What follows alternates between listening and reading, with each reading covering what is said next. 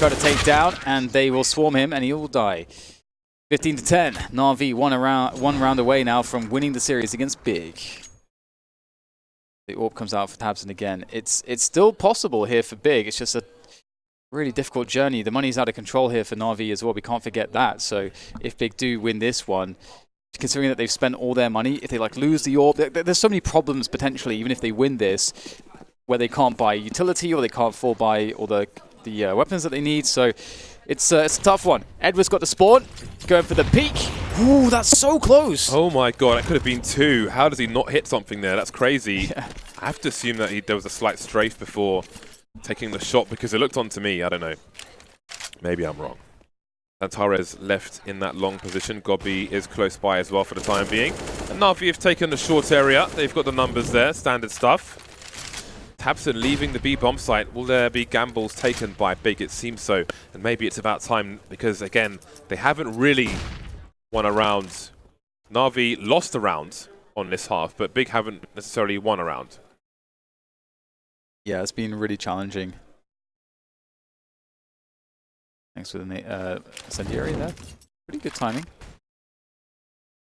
We'll slow things down just slightly.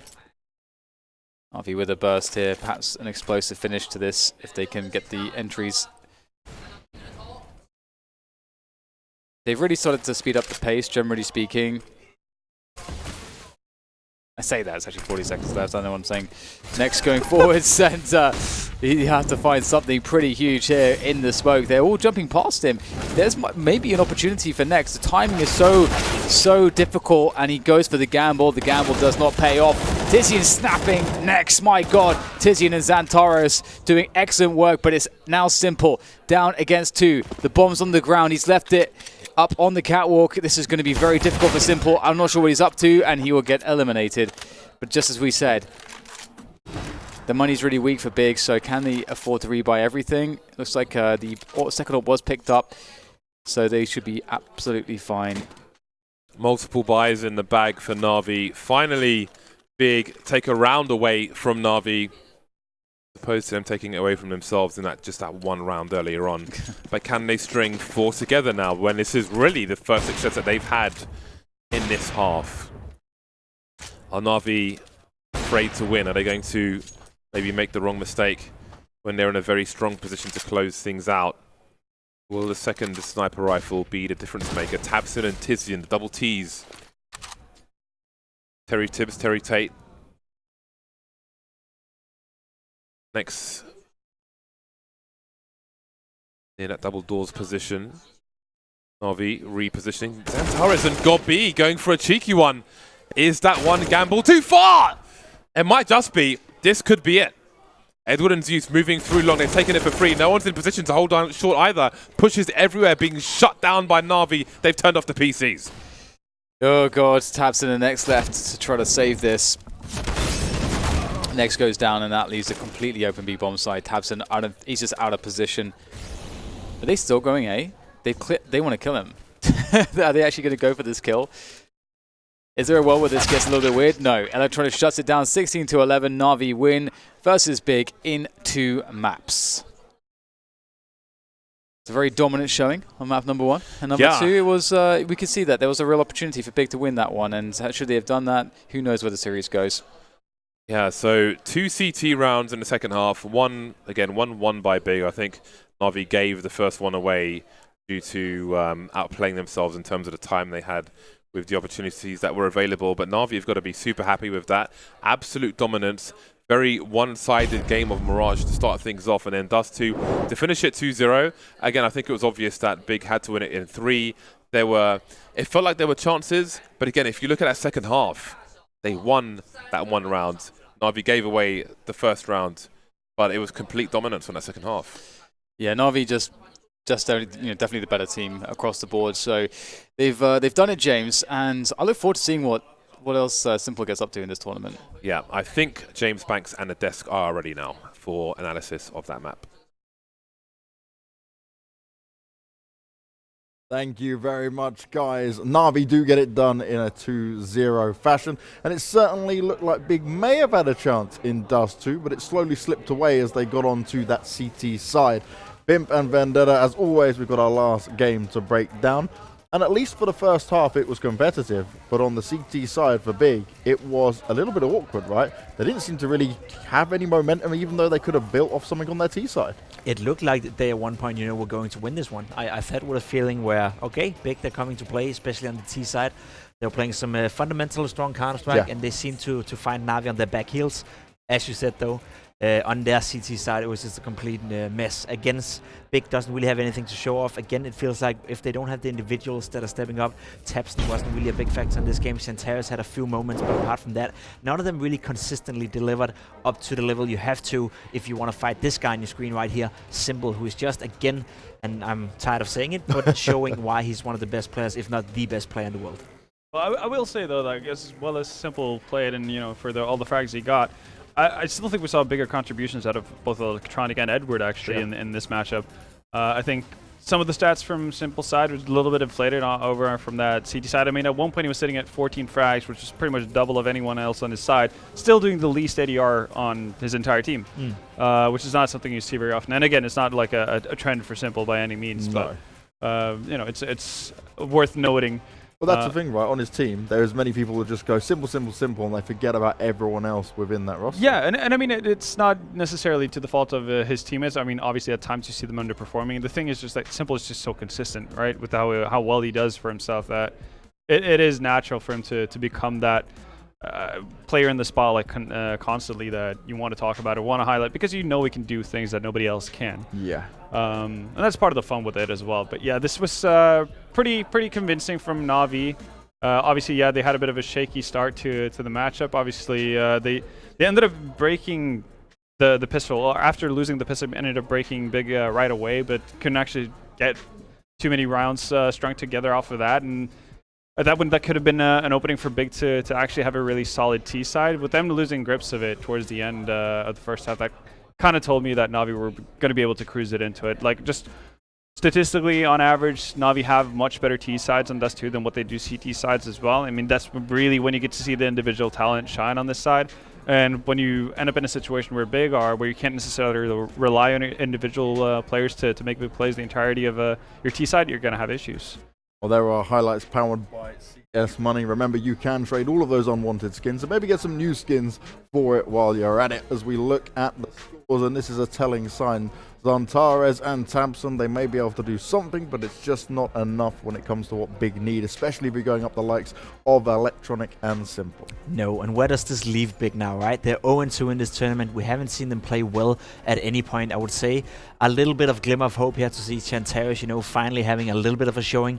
That said, though, 18 kills is nothing for this man. This is a guy that I and a lot of other experts and fans of Counter-Strike in general praise for being one of the best individuals in the entire game at a certain point when he was playing in Space Soldiers. He was, yeah. And I think he still has the talent. He just haven't found a way to sort of translate that into this big lineup. So the fact that we say that it's a positive sign that Shantaris is sitting at 18 kills tells quite a story about how bad the things are looking for Big right now. This is a guy that needs to step it up a lot, and Big as a team, they need to find a path, they need to find a way to make this guy work. Because yes, you have tabseN, yes, he's a great player, but the real star of this team has to be Shantaris. He's the only one who has potential to go up against a guy like Symbol and actually make a difference. And that's all it's all about, right? When it comes to stats, tell you the sign.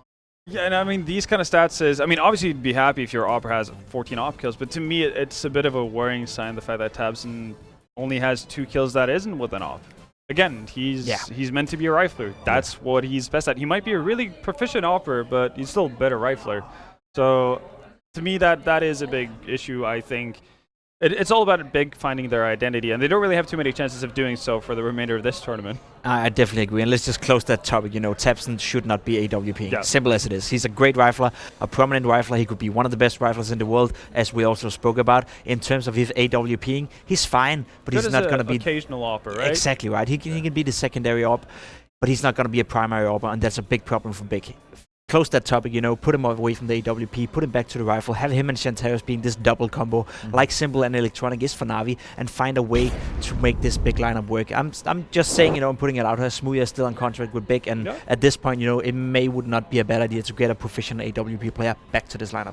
And that's the thing, right? We can talk about this for a long time. We could have a whole podcast just Easily. on this particular subject, especially when it comes to Big, because one say I will give to the big players in general is they are dedicated to their team and to their leader, right? If God wants something and he sees that this is how he wants to play it out, whether it is working for them at the time or not, they want to go all the way with it. But before we discuss any further, we've got an interview. It's time to speak to Navi's Edward. He's going to be down with Frankie. Let's hear what they've got to say.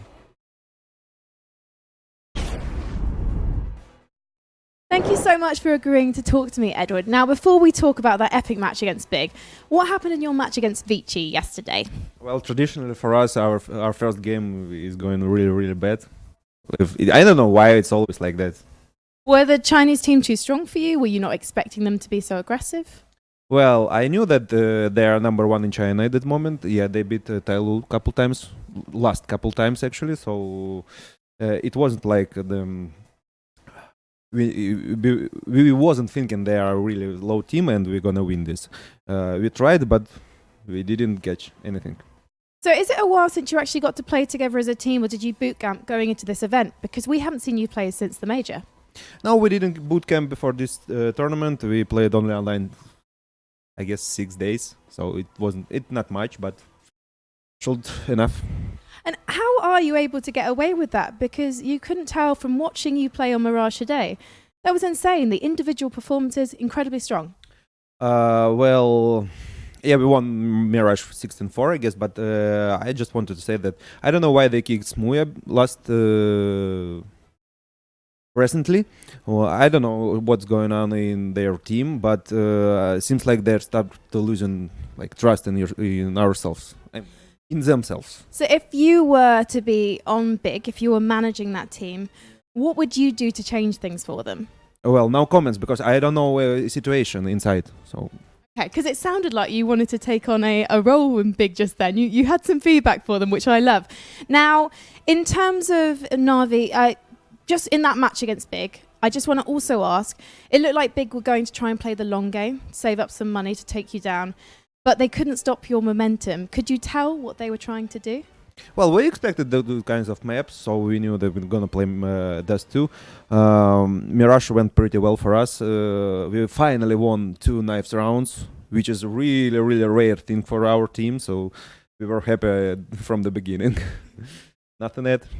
Now, before we went live, Edward, you were offering me a Russian lesson, and I know that the Russian streamer also watching this interview. What's the first thing I need to learn in Russian? Well, you just have to learn how to scream and cheer for any CIS team, and you're supposed to scream "Хорош." "Хорош" it means good, nice, nice. "Хорош." "Хорош." Хорош. No. Da. Try again. Okay, хорош, and let's head back. Getting better. Let's head back to the desk. Thank you, Edward.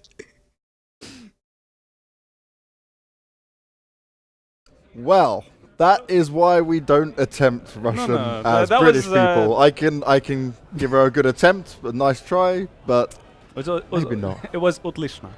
There you go. Отлично. There you go. Хорошо. See, Halvor knows because he has a Ukrainian girlfriend, so Yeah, that's it easy for does you to help. pick it up. It's like you've got the tongue down. British people, me and Frankie, it's not really our natural way of Your doing forte. things. Yeah, no, we just stick to the very common English, keep it one way, no problem. But I mean, interesting interview from Edward. I Yeah. mean, we've talked about this. You know, like, was it the right move to remove Smuya? Again, we don't know what's going on internally within the he team. was good with the politics as well. No, he definitely knows what. He was like, I'm not getting into this. Yeah, he's not treading into deep waters. But again, like, he had the same questions as we do, really, because he could also identify the fact that this is not the same kind of Big that obviously went to the Cologne finals. This is not the same Big that, you know, continuously, brought their best against, any sort of opponent that they go up against. You know, they've always been a difficult team to play against. That didn't seem to be any sort of it didn't seem like Navi had any sort of issues with Big at any given point in this best of 3. Nah, I definitely agree, and I think they're wondering the same thing as we are, and I think Smuya is also sitting out there wondering maybe he should change, in the way that he acts in towards the game, because there's no doubt that Big, what they need right now is an AWP player with Smuya's abilities. They maybe not be needing Smuya himself because of some personality issues and all that kind of stuff that play into the fact, right? You gotta be able to glue with a team, you gotta be able to work with the team itself, but the abilities that he has as an AWP player is needed for Big right here, right now. You need to get Tapson off that rifle. You need to get him back into rifling together with Chanteris, and you need to get an AWP back into this lineup that can be a force to be reckoned with. Now let me step into that and say that if I was Smooya, right, you've clearly not had any better offers because you're still on the sidelines for Big. He's a more than capable player. He can be that good player. If there are personal issues or there was a reason that we don't know about, sort it out because you ain't getting a better offer right now and Big needs you. If you can come back and make that work, you maybe save not just them, but also your own career. Words of advice for Smooya, take it or leave it. That's how I would take the approach with it. But I did love from Edward as well. We're looking at the games that are coming up for the rest of today, and there's a good set of fire games coming your way. Vici phase is going on right now on the secondary stream. But one thing Edward said that I loved was he knows that the first game loss is something that happens for them. He's got no idea why. They just take it. And I take the positives away. I said about the Zeus comment right on his Instagram, having fun or whatever. They seem to be in a good place, at least, away from what we thought could have been the implosion within Na'Vi. See, I was trying to look at the body language after the wins, and you could see the team not really being too excited or too happy. Not at all, you know. When they won the first map, I think Simple just took his jacket and walked away straight away, and that was a very convincing win. Second time they win the entire series, and they, you know, they race up, but they're not really excited or happy. So obviously it plays into the factor that it's just the group stage. We're still early in the tournament, so it didn't mean that much to them. But I also read into it that there's something going on with this Na'Vi lineup. It's not like whenever you see Astralis win a matchup, whatever that's in the group stage or in a playoff series, they always huddle up. They always, you know, have that thing going within the gang. Same goes on for Liquid and many of the other teams. Na'Vi just seems a little bit more distant in the way they deal with each other right now. So yes, you said they're making fun with it. Yes, they're having a chilled vibe around the fact that they're losing the first round all the time.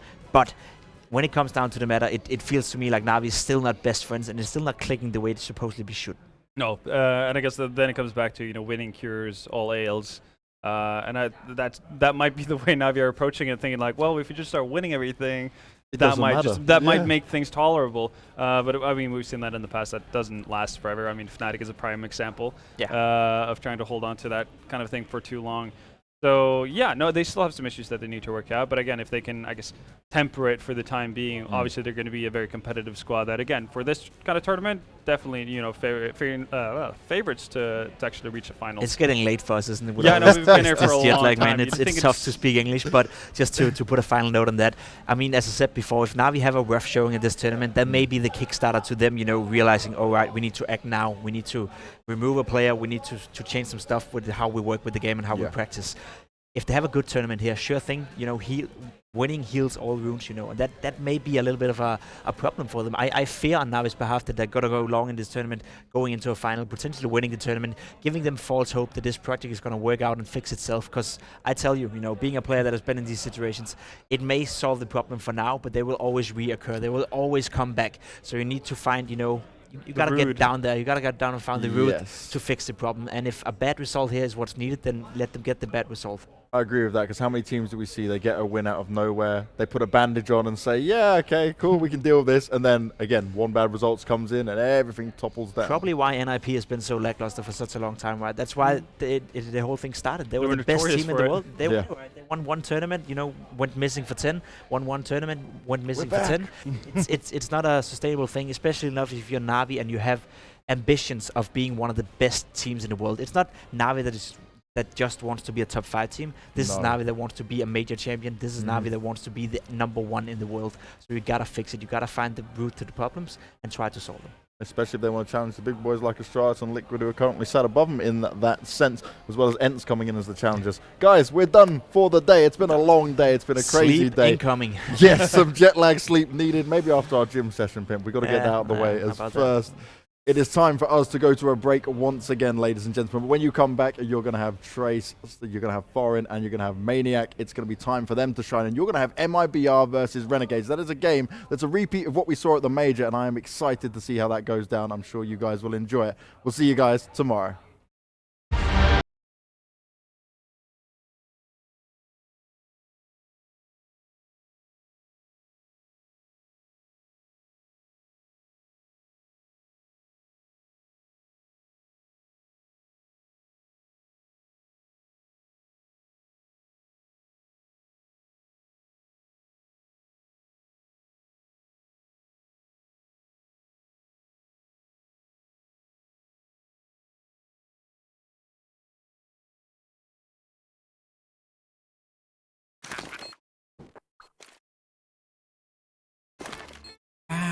cool, right? Want to know where I got it? Well, look, go to cs.money. It's a trade platform and a marketplace at the same time. Just choose, click, and get. Good luck, bro.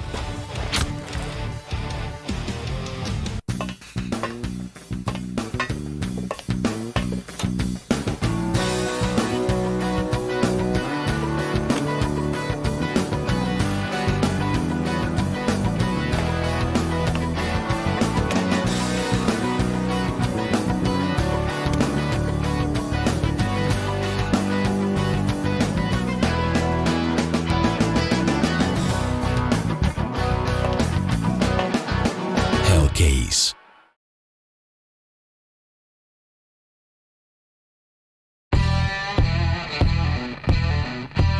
Big update and new features in the case battles. Updated and convenient interface with new options. Up to 4 users can participate in one battle now. Create and customize your battles, any number and any type of cases.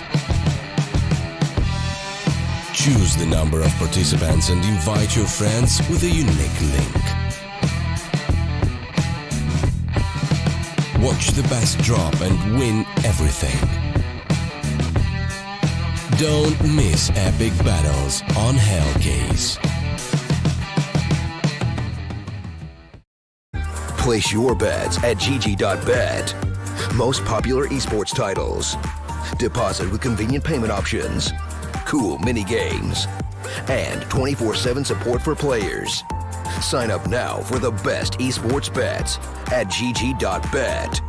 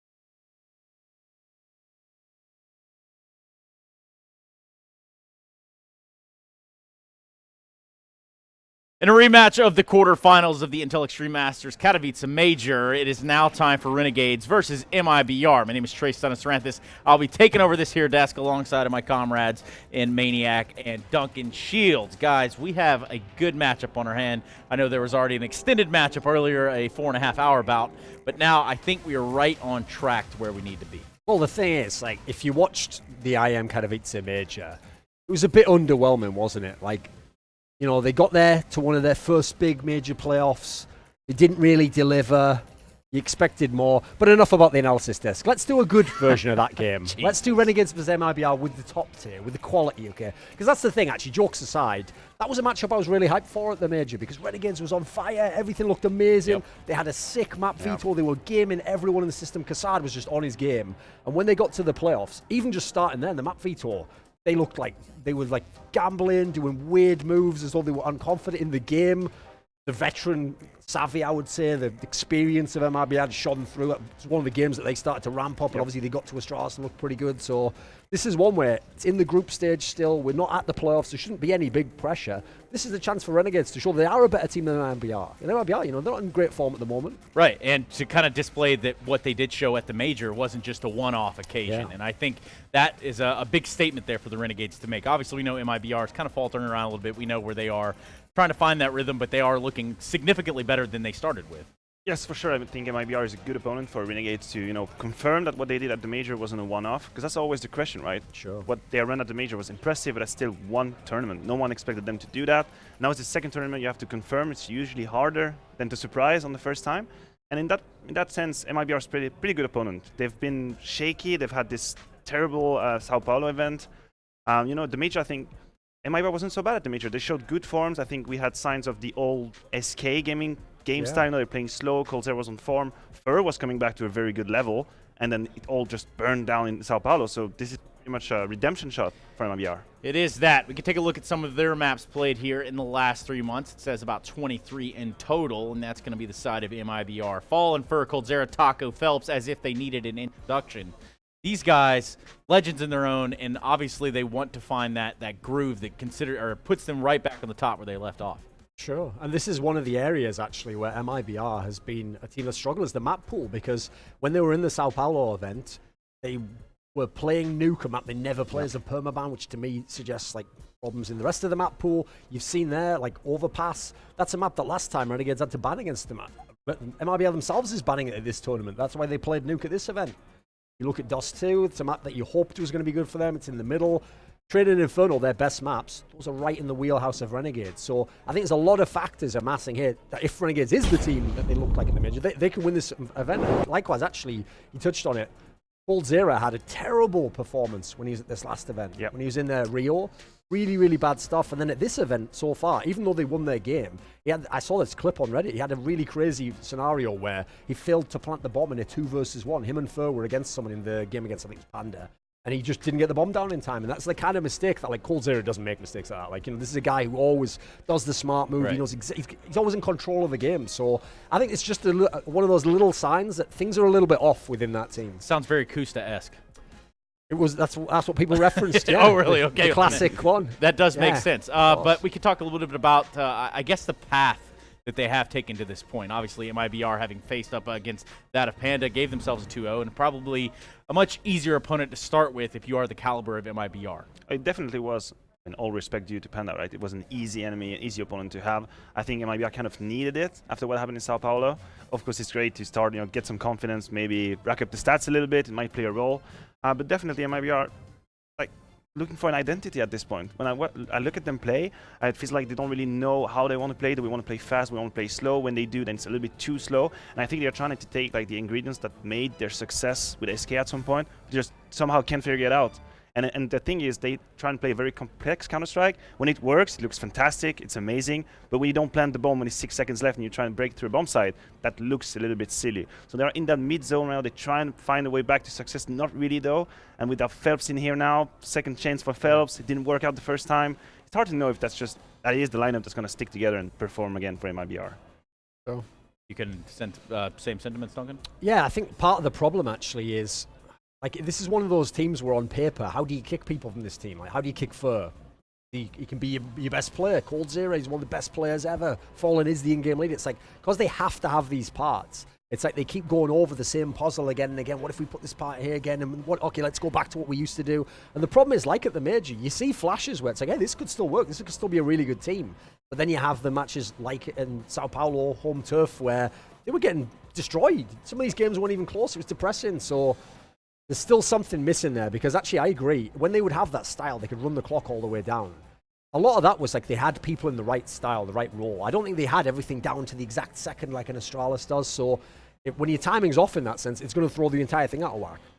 Well, out of whack, it's not the Renegades. They've also found themselves here in a 1-0 matchup. They faced off against Tai Lu, a much stiffer opponent than I'd say Panda is. But in this regard, they went 2 maps, 16-13 on both sides. And for the Renegades, we can take a look at the depth of their map pool. There you go. And for all things considered here, the Renegades needing to make a statement play in this matchup and also within this tournament, do they have the depth necessary? In the map pool, they certainly do. I mean, you look there, as I said, you look at like Train. These are maps that MIBR is going to have to basically play. In fact, last time in the major playoffs, that's one of the reasons I think Renegades was actually shook in that match, because MIBR themselves picked Train and they won that map. So I was thinking like, wow, what a great map veto. Then again though, Renegades picked us too. So it's like, well, what's going on here? Like, you could have picked Inferno, you could have gone into their Mirage. Maps that actually at the moment they don't look very confident on. So I think for me, yes, MIBR has perhaps the better players. They definitely have the more legendary players and more experience. But Renegades, if they set this map veto up correctly and they show confidence in that sense, they can win the map veto. Doesn't mean you win the series, but you set yourself up for a game in that sense. And that's one of those areas where I can only guess, but I remember the Renegades veto when Kassad wasn't in the lineup, and it didn't look this tight. It didn't look this great. They couldn't move around the pool as freely. Yeah, well, talking about that pool, we can actually look at the head-to-head now. We are privy to these graphics. You'll see major, LAN, online, all those things having different asterisks about them. But at least, obviously, the major stages and the online stage, or excuse me, the LAN stages, are going to be where you want to make those statement plays. And the major had to have been a big one for, I guess, MIBR to sort of stop the Renegades. No, definitely. I also think that the Renegades we saw in the playoff, as Duncan said, were not the Renegades in the group stage of the major. They had this amazing run, 5 victories in a row, then they take a map off of Astralis.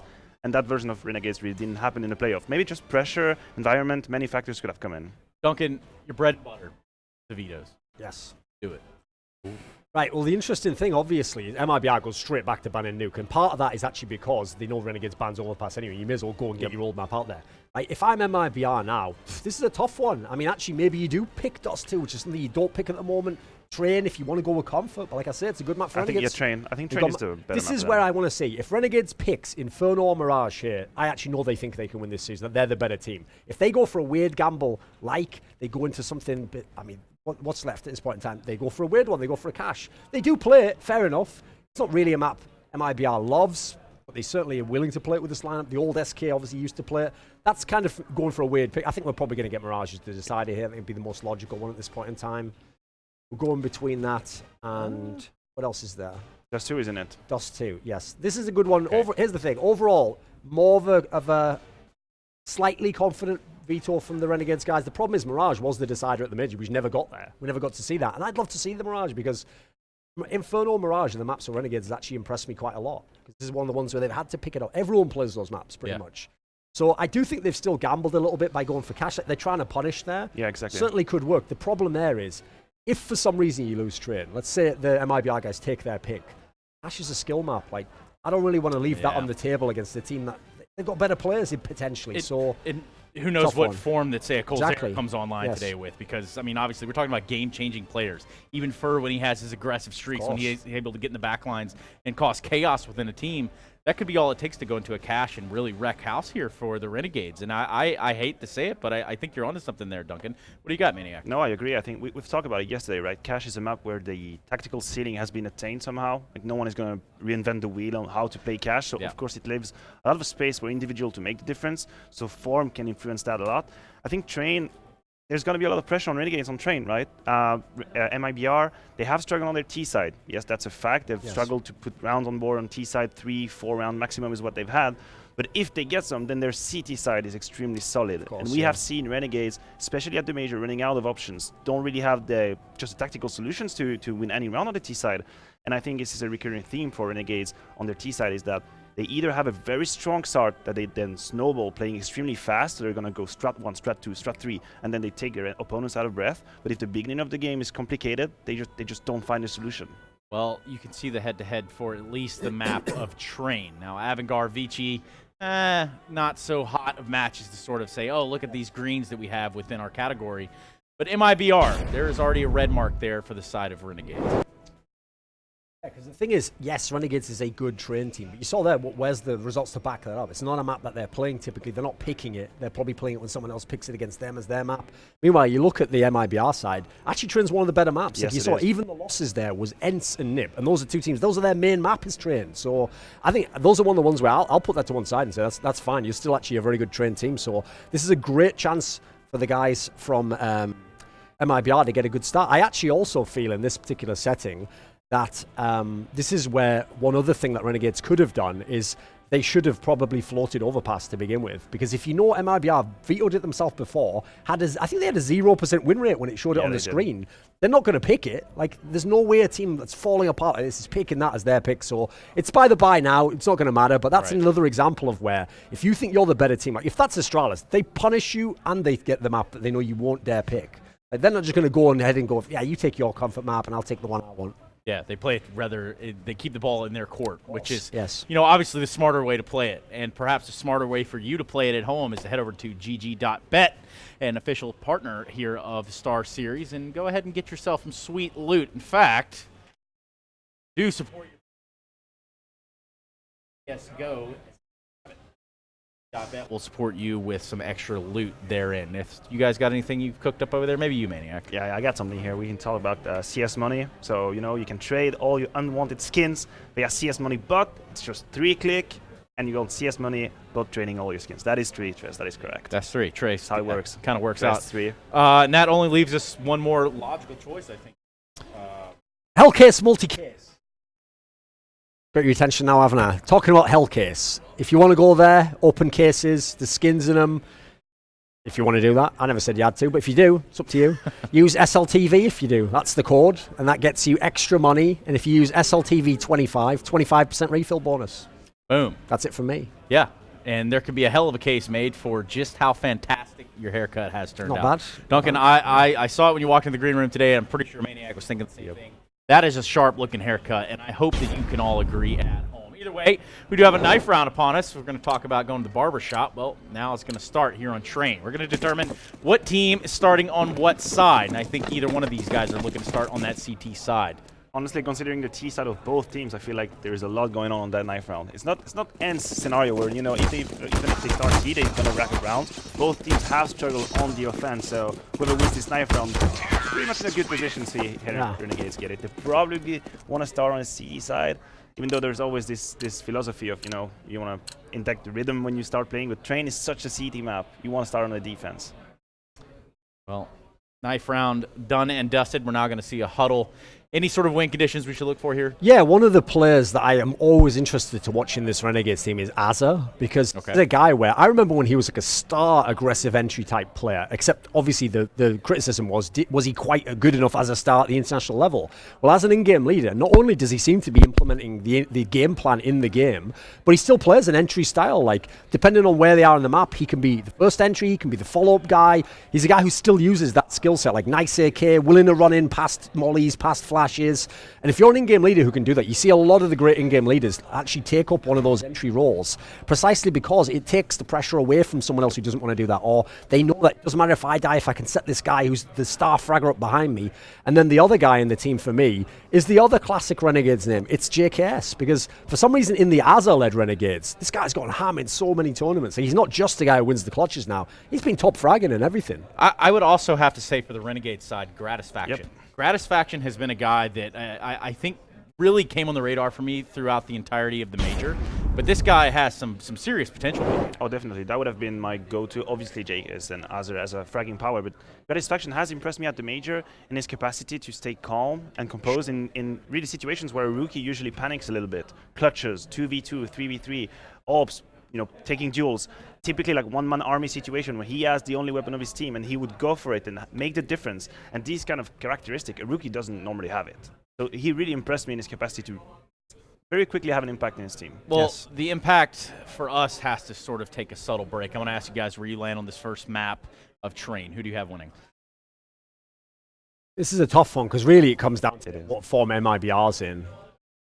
I'll actually go ahead and say MIBR wins this one. I think Renegades has a real shot at it, but I do feel like from the way that Vitor went, the past results, I think this is like a confidence map for MIBR. And in Renegades' mind, I don't know if they know they have to win this one. So I'll say MIBR can take this. I'll take a risk, say Renegades, based on what I have seen from MIBR lately. Gamble the fact that Renegades plays the same level they had at the major. I'll go for them. Well, someone on another level today would be that of a Trivet. It is, in fact, his birthday, and I think I just gave myself a splinter with those chopsticks. Anyway, it's his birthday. Happy birthday to you. We're going to go ahead and pass it over to our commentators, who are Sponge and Sadicus. Take it away, fellas. Thank you, Trace. We are continuing the tradition of being on Twitch on my birthday. Yeah? Oh, Do you like Jesus. like being on Twitch? Oh, dear. So, thank you. It's actually burnt down. I don't sing. This is basically my 30th birthday cake. Is so I it? thought I would Are you 30 as well? Very good surgeon. Do I have to pull them out? I would say so. Hang on, I move the... Yeah, I don't sing. My wish is that Chad sings. I'll do it afterwards. We'll do it. It'll be a private showing. This whole cake. I have to eat the whole thing. I can definitely do that. See, like, when you said today when we were out shopping that you liked the look of that store, I didn't know which one. Thank you, Frankie, and everyone else who helped get this. Didn't know which one you liked, so we took a gamble. Oh, It's a wow. mix of Oreos and strawberry. That's amazing. My mom used to make Oreo cakes. Well, That's pretty solid. That's pretty unreal. Yeah, as I was saying, continuing the tradition of being on Twitch on my birthday. This year, doing it on someone else's channel, though. That's It's safer this way. It's much safer. Yeah, they this get way. taken down, so everyone else Although, is safe. This is not looking very safe. I've gone for Henry G cosplay as well to really make you that feel. Makes sense. Yeah, This is quite good. See, Yeah. there's a reason Okay. All behind right. it. I get it. There's a whole. Actually, I talked to him on the phone this morning, so yeah. Okay. It's Well, all good. Hopefully, we get a good game of Counter Strike, Scott. Yeah. I'm gonna try a bite Yeah, of you this. can eat, and I'll talk about the Counter Strike because we're going live. This is right like now. the only time you're allowed to eat on stream, so. Don't get it on the shirt though. Oh, you totally almost. It just almost spilled it. Wow, that was close. Is it good? Yeah, it is really good actually. Wonderful. Good choice. Wow, the Oreo is like amazing. I might have to eat it all before it goes back in the fridge. All right, well, I can do the pistol round. I've been saving up all my juices and energy today for this because it is Renegades, and they are going live. And for everybody at home, we're going to jump on in right now. We've got MIBR, bit of utility on Fur and Fallen, and for Renegades, Gratisfaction with a smoke and a diffuse kit. It's looking like it's going to be a relatively swift play down that pop dog towards Yard. They barrel on out. Cold Zero already taking the duel towards the bomb train. Liaz is going to take down the first, and Jacob up close is whiffing a little bit. Eventually gets 2 big kills. Now we find ourselves on 2-on-4. But Fallen gets 1 back. That's the key, just to note as well. Still in the Brazilian jerseys. We often make mention of that during special occasions, but obviously back to a Brazilian base. Brazilian 5. They're going to rock that for a period of time, it seems. Nonetheless, it's Renegades to pick up the first rounds. Renegades, after the major, are you convinced? Or was that you never predict for them, but give me an opinion. Is that something that has longevity? Well, the fact that they did it against Tyloo yesterday, now it was 2 close matches. Tyloo's always close. It doesn't matter who they play. It shows me that they're able to carry through some of that form. I know that a lot of the guys stayed in Europe boot camping. I don't think Azza was able to make it over to who's playing from North America. But they stayed in Europe playing for this tournament, so we should still see some good form out of these guys coming into this. Will be the eco from MIBR. Just a couple of things to note. MIBR, when we see them on this map, their CT side looks phenomenal, right? They've got that 4-man A-Lean. They've got Taco, one of the best B anchors you have in the entire game. And they look really good on their CT side. But their T side, sometimes it can be a little bit lackluster. And I was looking at some stats of them this year, Matt. If they don't get the opening kill, they struggle to convert rounds if they're down in the 4v5 situation. They only have a 24.7 conversion rate. On, that's extremely low. Yeah, most teams would be like, I would guess, I'd say high 30s on that. Yeah, Renegades are 35.2% contrast, right? Yeah. And this isn't one of the better maps for Renegades. Sure, they're pretty proficient on it. There should just be a bit of an eco wipe here. If they get a plant, they'll be more than happy. The bomb is down on the low ramp, so nothing to write home about. But so look for that on these T sides. If MIBR are really struggling to get kills, then don't expect these T rounds to be going in their favor. It's interesting as well because like Fallen and you'd expect them to be one of the teams better at actually coming back in those deficits, playing more methodical and actually technical. Well, we get to the business end quite quickly now. MIBR will be buying on up. Fallen taking a couple of compromises, having to get utility, so he'll have a Galil.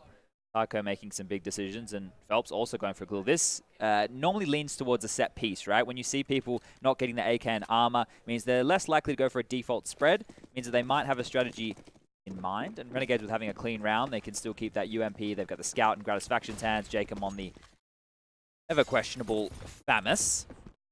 They've a couple of grenades towards team mid early to stop any pressure out there. Players of MIBR defaulting above Popdog and Foxholes right now just to get control. And then a very passive team main and Ivy hold.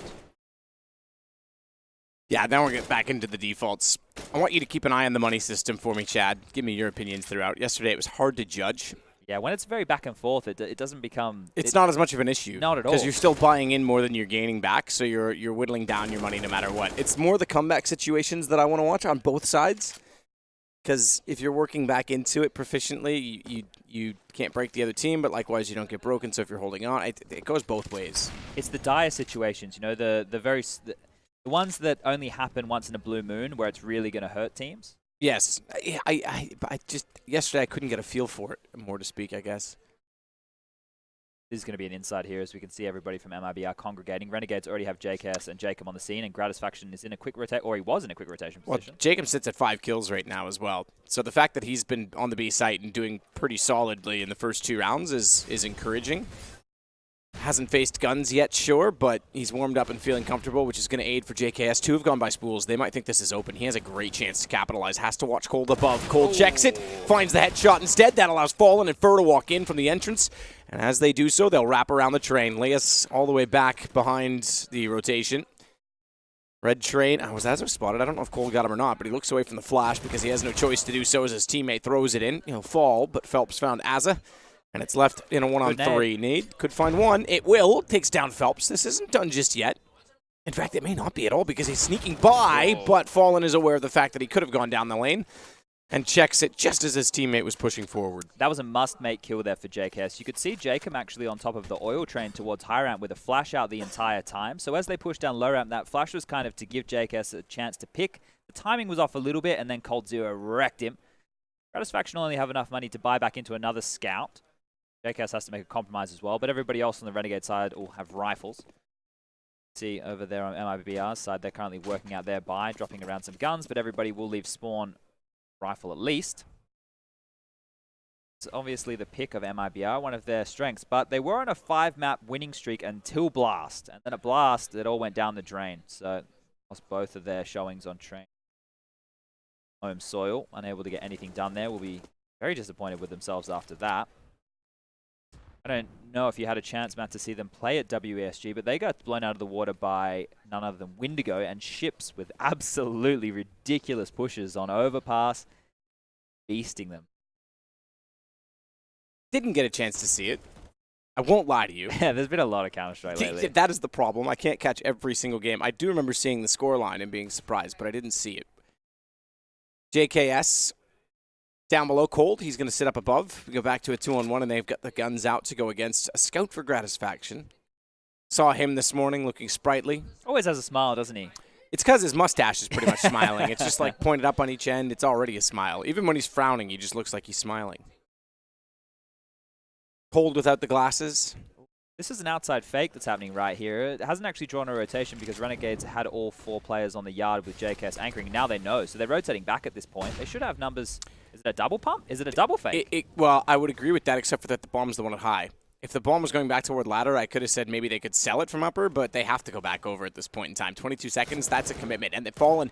He's trying to tell them it is a double pump. It's a triple almost because they go back around. He gets the rotations. That catches them out of position, but the problem is with 13 seconds, they haven't got the bomb down. Taco, he just gets the kill on JKS in time. That was the round. Now he puts it down, and even then it's not secure for MIBR because they've got to hold off Gratisfaction and Leas walking back in. High ground is covered off. Fallen never left. He's close. He's inside of the doorway, and he reveals himself, takes damage significantly, and puts him down to 43. Leas can't capitalize immediately, however, and Fallen can play the time. You're right, no kit indeed. Leas is, done at this point. It's already gone far enough that Fallen can even peek on a 10-second defuse. He'll do exactly that early. He takes the damage, but it was already too far gone. 2-2. Oh, that was a bit unlucky there. I thought that Gratisfaction definitely would have been traded there from Leas, who able to finish off the kill on Fallen, puts himself in a very awkward 1v1 situation. Now Renegades have the question of do they want to force buy? Because only one player was left alive. Sure, the plant came in. But the money isn't swelling right now for the Brazilians. They have another Galil on the board. Players with enough utility, but it will be the eco from Renegades. So while we have this eco bash probably take place here, I did read some tweets of yours after the economy change came out, and I think you echo a very similar sentiment to me in the thought that the excitement level in late stages of the game has kind of been reduced because if you win a 1-on-3 late and normally you'd break the economy and you completely ruin a team and you'd flatten them for the better part of 2 rounds potentially, that's gone. Yeah, that's where I think the comeback issue is much harder now, which it kind of goes both ways because at the same time, if you're a team that's struggling late in games and you can't get the economy going and you're getting blown out, well, now you get a chance to get back into it. So I can see that. But there's to me, that comeback of like, oh my God, they're actually on the brink of doing this. Yeah. And you're on the edge of your seat. And formerly you were alt-tabbed out to something else on your computer or on another internet tab. And all of a sudden you hear the commentators going crazy about a comeback. Boom, you're tuned back in and everyone's there, right? Like, is that element lost? I think that there's a couple of things with this change. For me, I'm not about rewarding the losers. I'm all about avoiding double ecos. I'm all about making sure that the hard reset really isn't a thing so we can have more competitive games. That's something which I can get behind.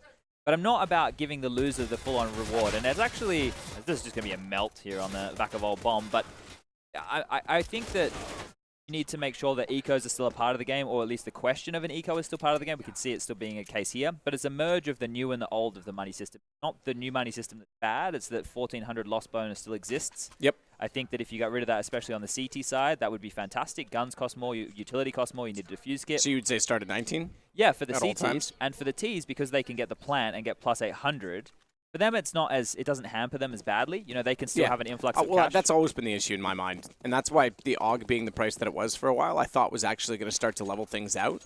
They've obviously changed that back a bit.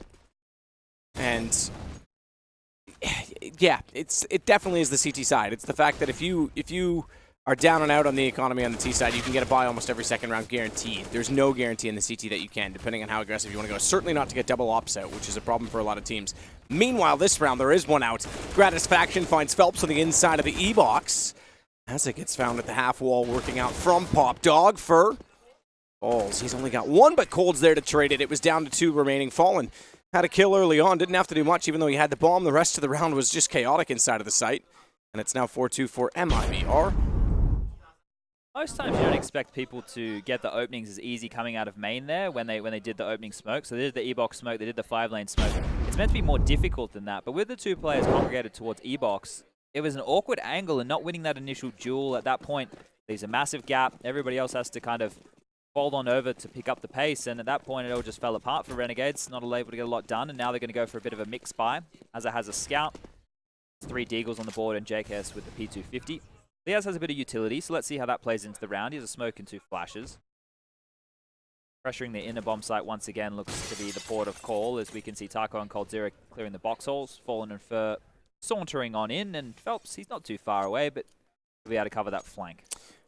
Something that HUDs and overlays, an obsession in the community as of late. You can certainly add a new tracker for the current loss bonus stat for certain teams, right? Because that's constant at this point in time. There's no hard reset. Fur, good follow-up from the first, but it's JKS down below. Oh, Liz came in to help him out. 14 HP for Justin, but he still sits down by the bomb train, and it's the advantage to Renegades, as all of the sudden Fallen has to fall away and go toward Phelps. Phelps famously was good on train. Inside sandwich, outside CT side, that was when they had their streak of the 17-0. He was on that lineup. This was probably his best map when he was with them. We'll have to watch off Fallen this time. Rotating back over. They've gotten an AK-47. Justin's the one that went up to grab it. JKS.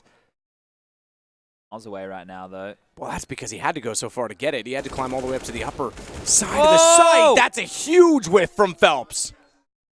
Fallen now sits alone. He's missed the cross as well on the 14 HP JKS. He can now bait out the aim, force him off, and he's going to get surrounded, completely overwhelmed. You can't be missing those, mate. Jeez, in a situation where you already have the odds tips against you, that should be a sitter right there. Renegades are going to get lucky. They're going to get a freebie right here, and now their money. Welling, they can get the AWPs on the board for Gratisfaction. JKS can drop one over, or they can even run double AWPs like we saw them do back in IEM Sydney when they had Nifty in the roster. Lots of options here for Renegades, and MIBR will still be able to get the buy for and get an AWP of his own. So it's not completely done and dusted just yet, but I was actually going to bring up a point. They converted that round. That was more rounds they got against Renegades at the Major when it was 16-12 scoreline in MIBR's favor. It was 11-4 first half with them getting 4 T rounds. If they got 5, they'd done that super early in the piece. Would have been looking hot to take this map very convincingly, but the tides will turn now. Close pop holders coming on in, as we can see Jacob and Azza playing up close. Bit of a default spread right now from MIBR. The only place they're missing presence is over towards Ivy. So Azza waits down below at Pop Dog, can certainly hear the fact that Taco's pre-firing the corner. You want some cake? I'm good. Okay. I'm good. I just had a fast food joint's burger and nuggets. Okay. That was Remain name. Okay.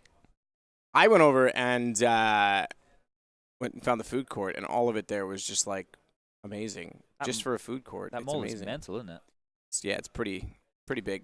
We're just going to see Azza get in a bit of trouble here because Cold Zero was lining up a Molotov for his position, and the flashes come out, which push him back at a perfect time. But Gratisfaction up close and personal with the AWP is going to rescue him, save his life, and allow him to dip back. But look how much ground Phelps has got. Phelps has got a lot inside of Sandwich. We mentioned that position for him. Surprisingly, there was no counterplay toward Hell, and that was mostly due to the fact that Elias was watching it to make sure Grat could fall away from the smoke. But you said Azza's in trouble. Oh, he nearly bought himself enough time to get back out. However, it's fallen. It has to make amends with the fact the op had found a kill the other direction first. Leaves us on 3i side. Fallen. They're going inside. They are. They're going to rotate it over, but Taco's got 4 HP. He's the one holding the bomb. And Cold has to hold the site. AK down. They've made so much noise. Cold's not, I don't think, done enough in this. He hasn't cleared the site. He waited at the entrance, and that gave huge positional advantage to Jacob.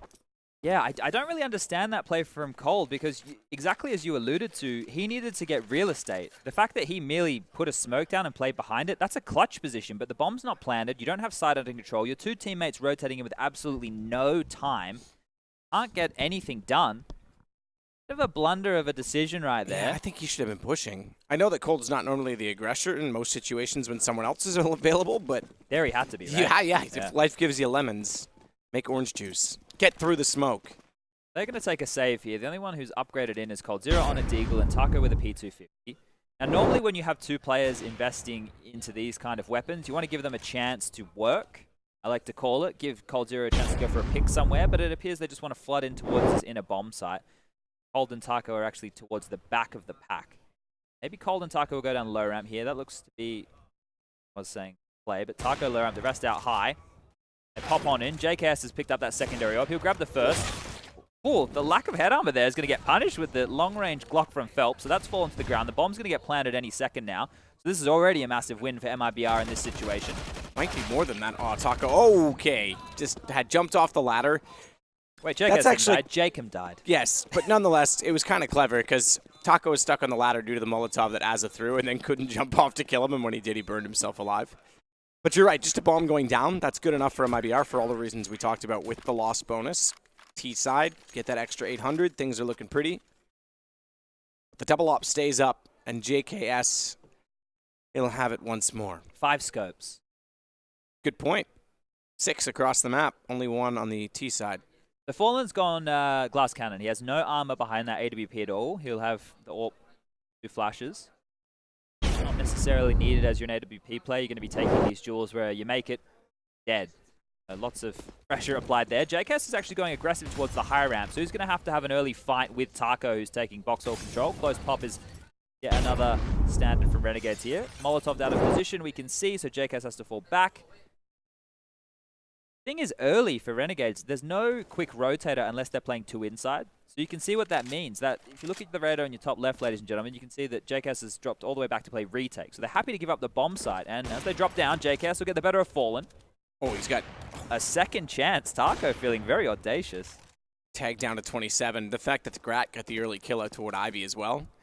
Second one was a follow-up on B. They're pretty confident in rotating this map. And not only that, they've pushed up Azza inside of Pop Dog. He's got lots of room to work with on falling back. Burr inside of the site bomb as well. things not looking good for MIBR, caught with nades in their hands on both occasions.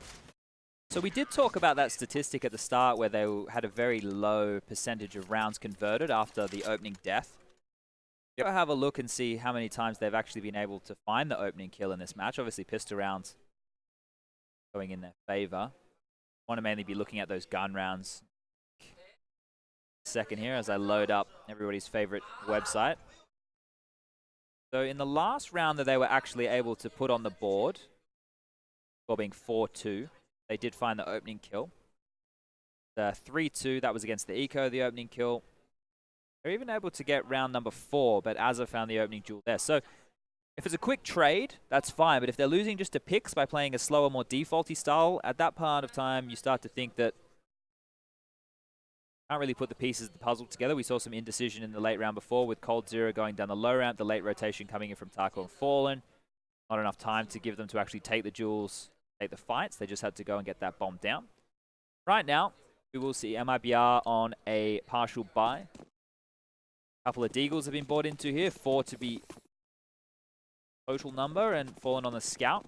This is what the loss bonus is going to allow for more often, right? You're going to get chances where you can see buys along these lines coming in more and more often, and then with the plants for the Ts, especially buys. So it's looking hot to trot right now. It will be another inside play. JKS happy to retake yet again, but it becomes more dangerous against the pistols if they busting off this flashbang of Phelps, which is going to come through any moment, and push on up. Range of the rifles has been negated. I know it's Deagle still. Pistols love to swarm, and here they come, busting out high ramp. Maybe the leg shot from JKS. Taco makes it down the ladder. Still has his HP intact, and eventually he'll fall, but it does take 2 shots. The bomb should be going down, and the rotation comes in. Get that shot with the AUG upper. JKS is aware of the fact that Fur was there, but followed up Fur. He fell to Jacob. Now JKS knows he can get back in position, get a little bit more aggressive on that op, and Cold is anything but because he's got a bonfire on the right side and no marshmallows to roast. He's got to go left instead. Found by Jacob, and that should be the round. Phelps, he'll try the quick drop to take the diffuser, make things a little bit interesting. In fact, they're just going to go and get him instead. The fact that he found the first kill, surprised he didn't go for that. Yeah. Just drop down with the Deagle, give it a crack, make things awkward. Maybe he just wants to keep his death stats as low as possible. Yep, sure. Yes. It all counts. I don't know how you feel about the fantasy that HLTV.org have going at the moment. I'm all for it. I like fan engagement, so I think it's great. I haven't engaged myself, so I don't know how the points work, but it's an interesting system. Yeah, I'm all for fantasy. But it's a good bit of fun, and once again, Renegades are still going to be rocking this double AWP setup. No need to drop it. It's definitely been working. Let's see how MIBR want to change things up. We saw the opening move come out late, where they busted several players out of main with the 5-lane and the E-box smoke, but again, it just is that default spread. Phelps over towards Ivy. coldzera and Taco clearing inside with Fallen overseeing with the AWP to make sure nobody picks high ramp. JK is actually picking up low ramp here, so we're on board with him right now. Whether he makes the shot or not, it doesn't matter, but it's just the presence of the AWP. Oh, he's actually picked back into the line. I think he was expecting the flash to be a little bit more poppy there. Going to get taken down very early. Draws the rotation over. Liaz has pushed Ivy here. If he gets a bit more aggressive, he does have Phelps waiting for him in this blue bin position. So you can see there in the picture on the left-hand side of your screen. About to get into a lot of trouble if he doesn't clear his corner. He's going to get taken down from Phelps. So information play that had to be made, but played to contain. Maybe the flank was unnecessary. Fur's going to go down. This is the first time they've actually taken bomb toward Ivy, which is a bit surprising because MIBR normally has a pretty strong presence in this position on the map. Going to fake inside here, Matt. Are they going for an inner split? This could be a mistake. Well, it could be. The fact that they've gotten the kill back at Ivy at the very least, bomb spotted, they now know that it's going to go this direction, and quickly the two players at B will scurry back toward Pop Dog. That's one of the 2 fights they need to win. Azza, he's got the other position, and he's doubled up. Lay has 1 toward Pop Dog, and suddenly this is a winnable round. 17 seconds, bomb is down toward the entrance at long, and Azza, he's going to smartly slip away and play the time. 10 seconds, Taco has to commit. He gets the headshot. Brilliantly done. 2 kills, and then positional. Wow, the fact that that all fell apart considering they were offered up basically 2 free kills. JKS re-picking into coldzera and Taco, who did a great job of clearing out that low ramp angle and punishing him for daring to take another chance. And then Liaz, gone walkabout, Phelps hiding in the garbage position gets the free kill. That's a 3-on-5 situation that MIBR should be taking to the bank every day of the week. So, it's once again, they've had that eco victory. They've had that 3-on-5. MIBR should be looking at least 6 rounds on this T-half. That's, yeah, pretty shocking that they're not getting much done now. Although they will open up this round, so the opening pick in their favor. Jacob this time at Sandwich. Sees the shadows, knows they're up there, but can't find Fallen. He was the second man up. Diaz gets follow-up, though, to recover. JKS does the same. So we sit level. Not for long. This finds Fur. That's going to give him the shot on the AUG. Watch for Taco. Smoke down. He's got a gap to play with. A gap that will work in his favor. Once more, it's brought level. In fact, more so than that. It's gone their advantage, with Taco now needing to clutch. Knows Gratisfaction is around the corner, but unsure of the second location. Grat's got the movement. I want to point out that we spoke about MIBR having a much stronger CT side, right? I think 4 is more than enough for them to definitely take their map choice. Their CT side is like a brick wall. You're going to get a really good example of how good Taco is as an inside anchor. You'll see the 3-man come out of main every time. You've got Fallen, Phelps, Fur. Cold Zero just does a fantastic job of babysitting Ivy. He's staple for this MIBR roster alongside Marco, who's now rejoined. Those two make it easy for the other 3 players to float around, to move around, because you know you can count on them to hold their positions and at least give the information required. That come out when MIBR do swap over, but right now, coming out of a timeout, we'll get this one back underway. Round number 14. MIBR upgraded a couple little bits and pieces yet again. This time Taco has a UMP, Scout for Fur. Phelps has actually just gone all in and bought into an AK. Fallen has a Mac 10. This is a menagerie of a buy right now. Yep, they're throwing it at the wall here. Gonna be a hard in. They're actually just launching inside right now. This is wild.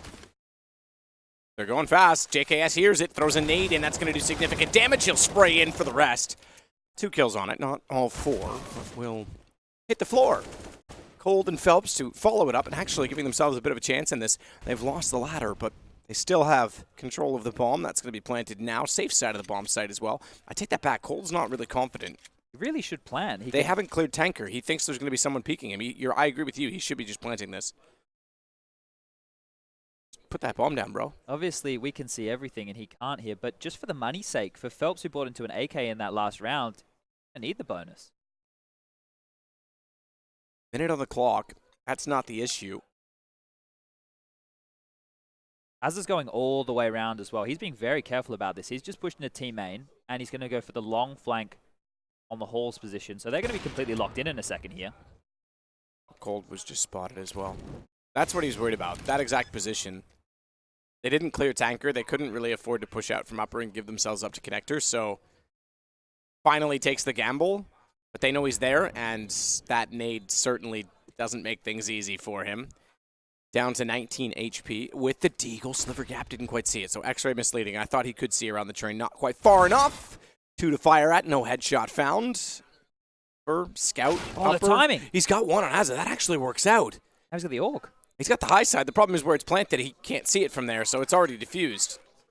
He'd have to step well wide of the mark to see the bomb at that position, so it's now 10 rounds Renegades. That's after going down 4-2 at the start of this as well. The patience displayed there by MIBR, I think what that starts to do if you're a Renegades player is think, is there a flank coming? Is there the potential that somebody could be behind us? Are they trying to push up and find a pick?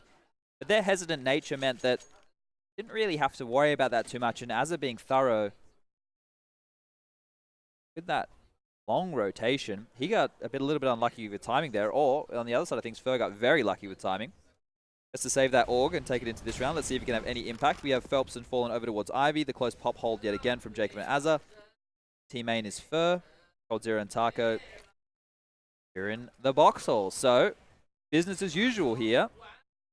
JKS is starting to play a little bit more passive now. The 2 rounds that he's been up close, he's either been punished off the bat or the rounds have gotten a little bit more interesting. So, for a very static style, back towards connector.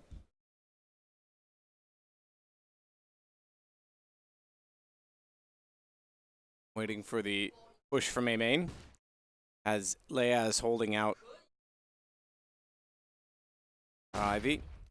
Fallen wants to go right side. Smoke already down. He'll flash over. Pop Dog as well negates any threat of it. Someone being in the same position, but Gratisfaction, he's up to the op duels. Don't discount him as an opper. He's got the fight. He'll take Fallen out of it. Phelps pushing through, though. Good timing, but bad movement. Couldn't find where the feet went. Surely he saw them, but has no idea where Gratisfaction disappeared to because he launched off the ladder and vanished. And now Phelps is almost confused. He doesn't know how to approach the situation, but he'll get it in the end. Gratisfaction gives himself back up. Jacob, he'll find Phelps in return. Just Taco and Cole. This looks 11-4 to me. I think they'll still be happy with that. Renegades have had to work pretty hard in a lot of these rounds here. Enough time on the clock to make this interesting, but with Jacob getting that kill on Taco, you expect Cold Zero to fall any second, and there he goes. So to continue with that stat line we were talking about earlier, the opening duel situation for MIBR in that first half, they were only able to find a total of 5 opening. And they got 4 rounds. Yeah, so spoke about their lack to be able to convert if they didn't get those opening kills. Obviously, you'd have to go back and really look at the details. Everyone first. played CT just to go with that graphic. Maybe they just like the color blue. I like the color blue. Sorry, go to your stat. But yeah, you'd have to go back and look every single round to see if they found the opening and then converted. There was a couple rounds where they didn't find the opening and didn't convert. So, you know, it could just be a quick trade. That's where you have to look at the details of the situation. But Jacob having an absolute banger of a game there. You could see on 19 kills for him. So he's been hugely impactful. I like the way that he was swinging back towards inside. Man down should have like a timer on it, right? If it's a kill and then there's like 10 seconds, then you're like, okay, it wasn't traded. And then it's debatable. Is it a trade if it's on the same player who had the opening kill, like who got the first kill? I say no to. Well, I see what you mean because one could be on A, one could be at B, and that definitely isn't a trade. But if it's someone else in the site involved in the same action, then that's still a trade to me because it's all they work in sequence, right? Good start, Taco with 1, but it's followed up immediately. This time, Renegades, they didn't have the opening pick, but they've got the round. 4-on-1 for Fur. He'll try to do what he can with the USP, but not much to be done, I don't think. Walking back out from Pop Dog. Pew Pew, silenced pistol. Renegades are looking hot here. You heard the desk talking about, obviously, more games like this to prove that the major wasn't just a once-off. Well, that's one of the things with ENCE, and I'll get to that in a minute. Sure. Well, I might as well talk about it now. Fur's done in this round. Number 3 in the world right now. Yeah.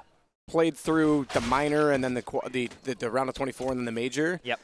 And don't discredit the fact that they played Liquid and Na'Vi in the playoffs. Yeah. They had the hardest route in the playoffs to get to that final. But to suddenly be number 3 in the world, a lot of that's banked on the major, and we haven't seen enough sample size against specifically the other top teams. Sure, when we did see them play in Blast, they drew with Liquid, and they put up a decent fight against Astralis, right? So they also beat all the other teams that they had to. The only game which stopped them was that Liquid match. So they're definitely there or thereabout. I think now we're seeing it, but at the end of the major, when everyone was like, oh, they're amazing, it's like, okay, they had a good run. Calm down a little bit, yeah. Let's see it last over a long period of time. On one of the million podcasts I was doing at the time, we basically had the sentiment that the way that they made it to that position was a fluke, right? Because you had X7, statistically their worst player, killing it. The best playoff series, like he was their highest rated player, right? So it was the fashion in which they got their Sergey, traditionally one of their better players, was down towards the bottom of the stat lines, right? So to expect that to recur and happen time and time again, you have to really consider the numbers. You could argue that one cancels out the other, though. That you could expect it from Sergey. More Taco with 1 gets away, but now he's going to go back. That was a given. JKS was ready for it as a result. And the shot is successful with the Galil. So, 1 down either side. Hope still hanging out in Pop Dog. He's not going to be dissuaded. Oh, that's unfortunate for him. He thought the nade meant that maybe they wouldn't peek, so he's like, I'll just hold my nerve, and then it would have slowed him a little bit as well, right? So JKS, good job to find these last 2 kills, but with 45 seconds left on the clock, Renegades can regroup and trade efficiently onto either site.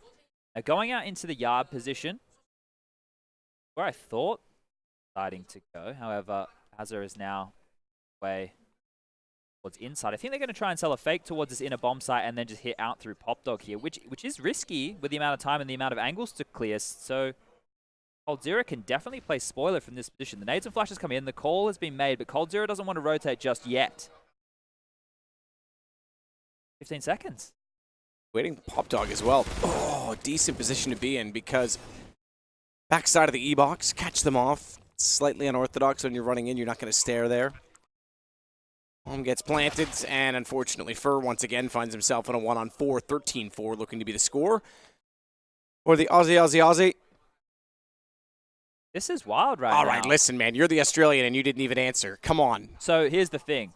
I rarely cast, Matt. The last thing I want is for people to think that I am biased in the way that I'm mentioning of this game. So if I start doing that kind of stuff, people might give me the Jason Moses O'Toole treatment. I know when he casts North American games, people will just tweet at him saying he's biased, even though he's casting the thing as if it's just a standard matchup. So, Yeah, I get it. You know, I don't want anyone to think anything ridiculous. I just want to watch good Counter-Strike. Yeah. Okay, I get you. Good Counter-Strike. See, here's the thing. I need Renegades to lose when we get to Sydney because I need them to play in my Cassius team to beat Henry. Ah, that's true. Too bad Henry's going to smash you this time. Yeah, I think he's working on some big imports. So. Yeah, oh, really? Yeah. Maybe he's bringing in some Canadians? I don't know about that. I think he should. I think Sean Gares and I need to do something similar in North America. You sure? After our little danger zone attempt. Talking over this one because obviously it's an ego at this point in time, and it's just, a straightforward round. Didn't need to explain much. Walk in there, kill everyone. I think that you get Sean with his little whatever team he wants. North American crew versus Team Canada. I'll just take Team Canada. I'll get Naf and Twist. Okay. That's a rule, though. He'll always want Twist because he's like, oh, we were Misfits teammates. It's like, yeah, because he had to carry you, but he's Canadian. So you get Naf and Twist. He's getting, obviously, you can get like Stewie. And I'll get Daps, maybe. Yeah? Stanislaw. Got some big names out there. Android X23. All right, well, this one here is the business end. If MIBR lose this, that's basically the game in the bag, and Renegades have just done this in blistering fashion on MIBR's map choice. Renegades don't really have to do too much here. They can play this relatively standard. It is a bonus round holding on to the MAC 10 and the UMP, as are in Gratisfaction respectively. And we're going to see more of the same. See this default spread. They're waiting out utility, seeing if they can bait anything out. And we have seen 5 scopes now on the MIBR side too. They've got the 2 AWPs, one for Taco, one for Fallen.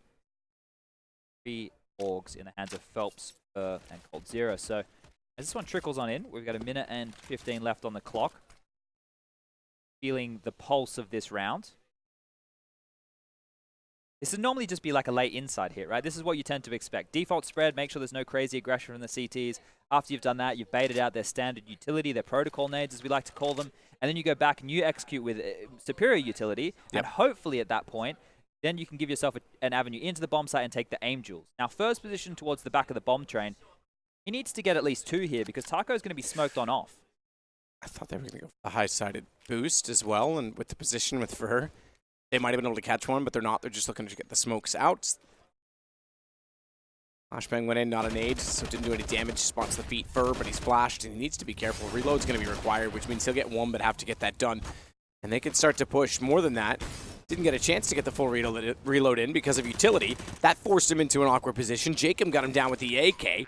And Azza gets all the way up toward Connector, playing with the UMP. All he has to do at this point in time is make sure no one gets by. Just hold the angles, play it out. Fallen's going to get him down, but at least bought a little bit of space. The problem is now for Jacob. Needs this next kill, finds Taco, good read. They know exactly where he is. Liaz needs to play off of it. High side, he will. He goes out and gets cold. Protects his teammate and Fallen. AWP tries to fake that he goes up. As only Fallen can, he'll find the kill immediately. But is there time enough? No kit, no armor. He's got to save the AWP, and that's going to put us on Renegades on that point. Oh, the ladder not only baited the peak, it gave Fallen a nice little bit of unique movement there to hit that shot. Fast reactions by the in-game leader here, but as you mentioned, the save was the only decision to be made. And now Renegades, 15 rounds on the board, 15-4. They've won both pistols, sure, but you look at that first half. They had that eco round that they won. We had the whiff on Jacob, right? Jacob was able to pivot with the Deagle in the back lane to get that kill, and then 3 players swarm Fallen on the bomb train. Then there was that 3v5 situation. JK has punished the low round with the AWP. Liaz with the push of Ivy, and he gets punished by Phelps. And at that point in time, you think this one's all over. It's going to be a streak of rounds from MIBR, but it's somehow converted. The Brazilians are looking lost here. Taco back inside of the site. Jacob instead be the one to challenge over toward B. Smoke goes deep. Stays high. He won't bother going down in any further with the AK-47. He knows the situation. They don't have a lot to work with. He hop about all.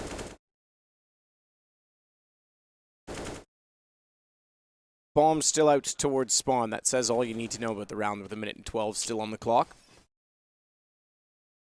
Oh, this is interesting. Trying to get back out. Smartly done. Finds one, falls off. And not only that, they've baited this a little bit because they put... I thought it was falling. It's first still on the M4, so still has some range, but it's fur that they're going to have out on the high side now at B. And if they go back around to try and chase JKS, he was ready to step wide of the mark. Spotted in doing it, however. He's got to be very careful and falls away with 64 left to work with. Good nade. Fallen's gotten an AWP shot as well.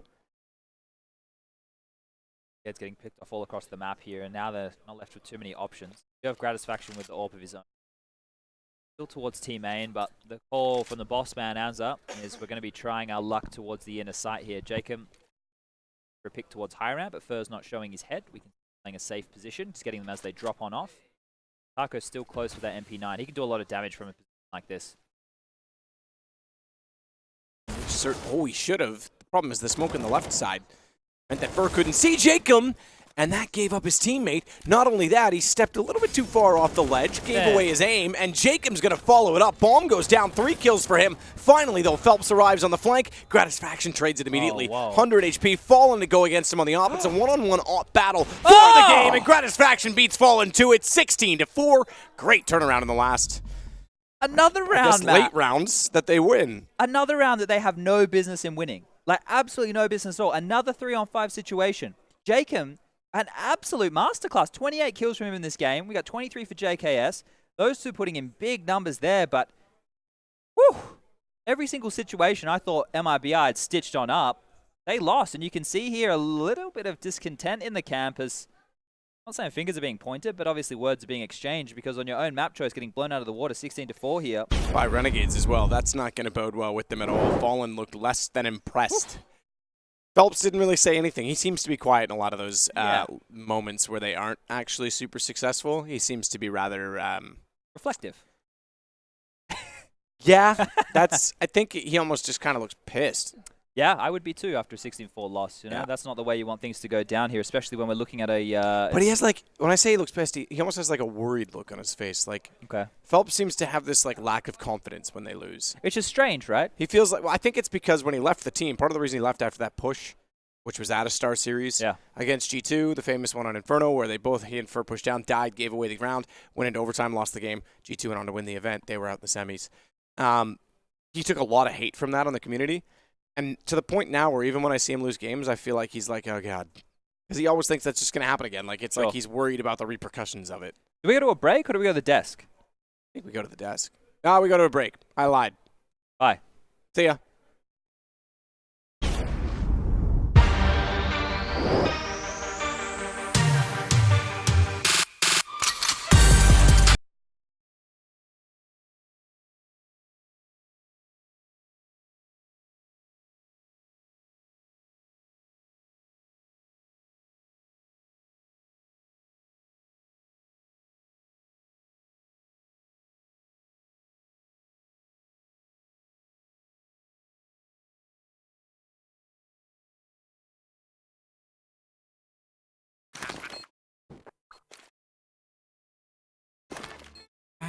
Cool, right? Want to know where I got it?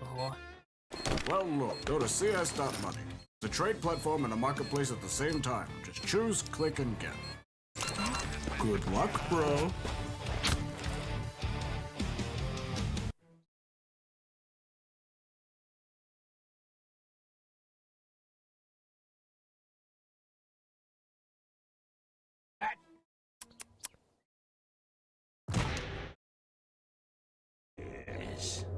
Hells yes.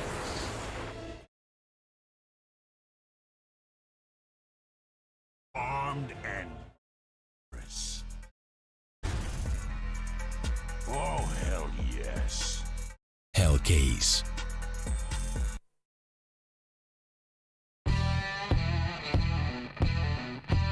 Big update and new features in the case battles. Updated and convenient interface with new options. Up to 4 users can participate in one battle now. Create and customize your battles, any number and any type of cases. Choose the number of participants and invite your friends with a unique link. Watch the best drop and win everything. Don't miss epic battles on Hellcase. Place your bets at Gg.bet. Most popular esports titles. Deposit with convenient payment options. Cool mini games. And 24/7 support for players. Sign up now for the best esports bets at Gg.bet.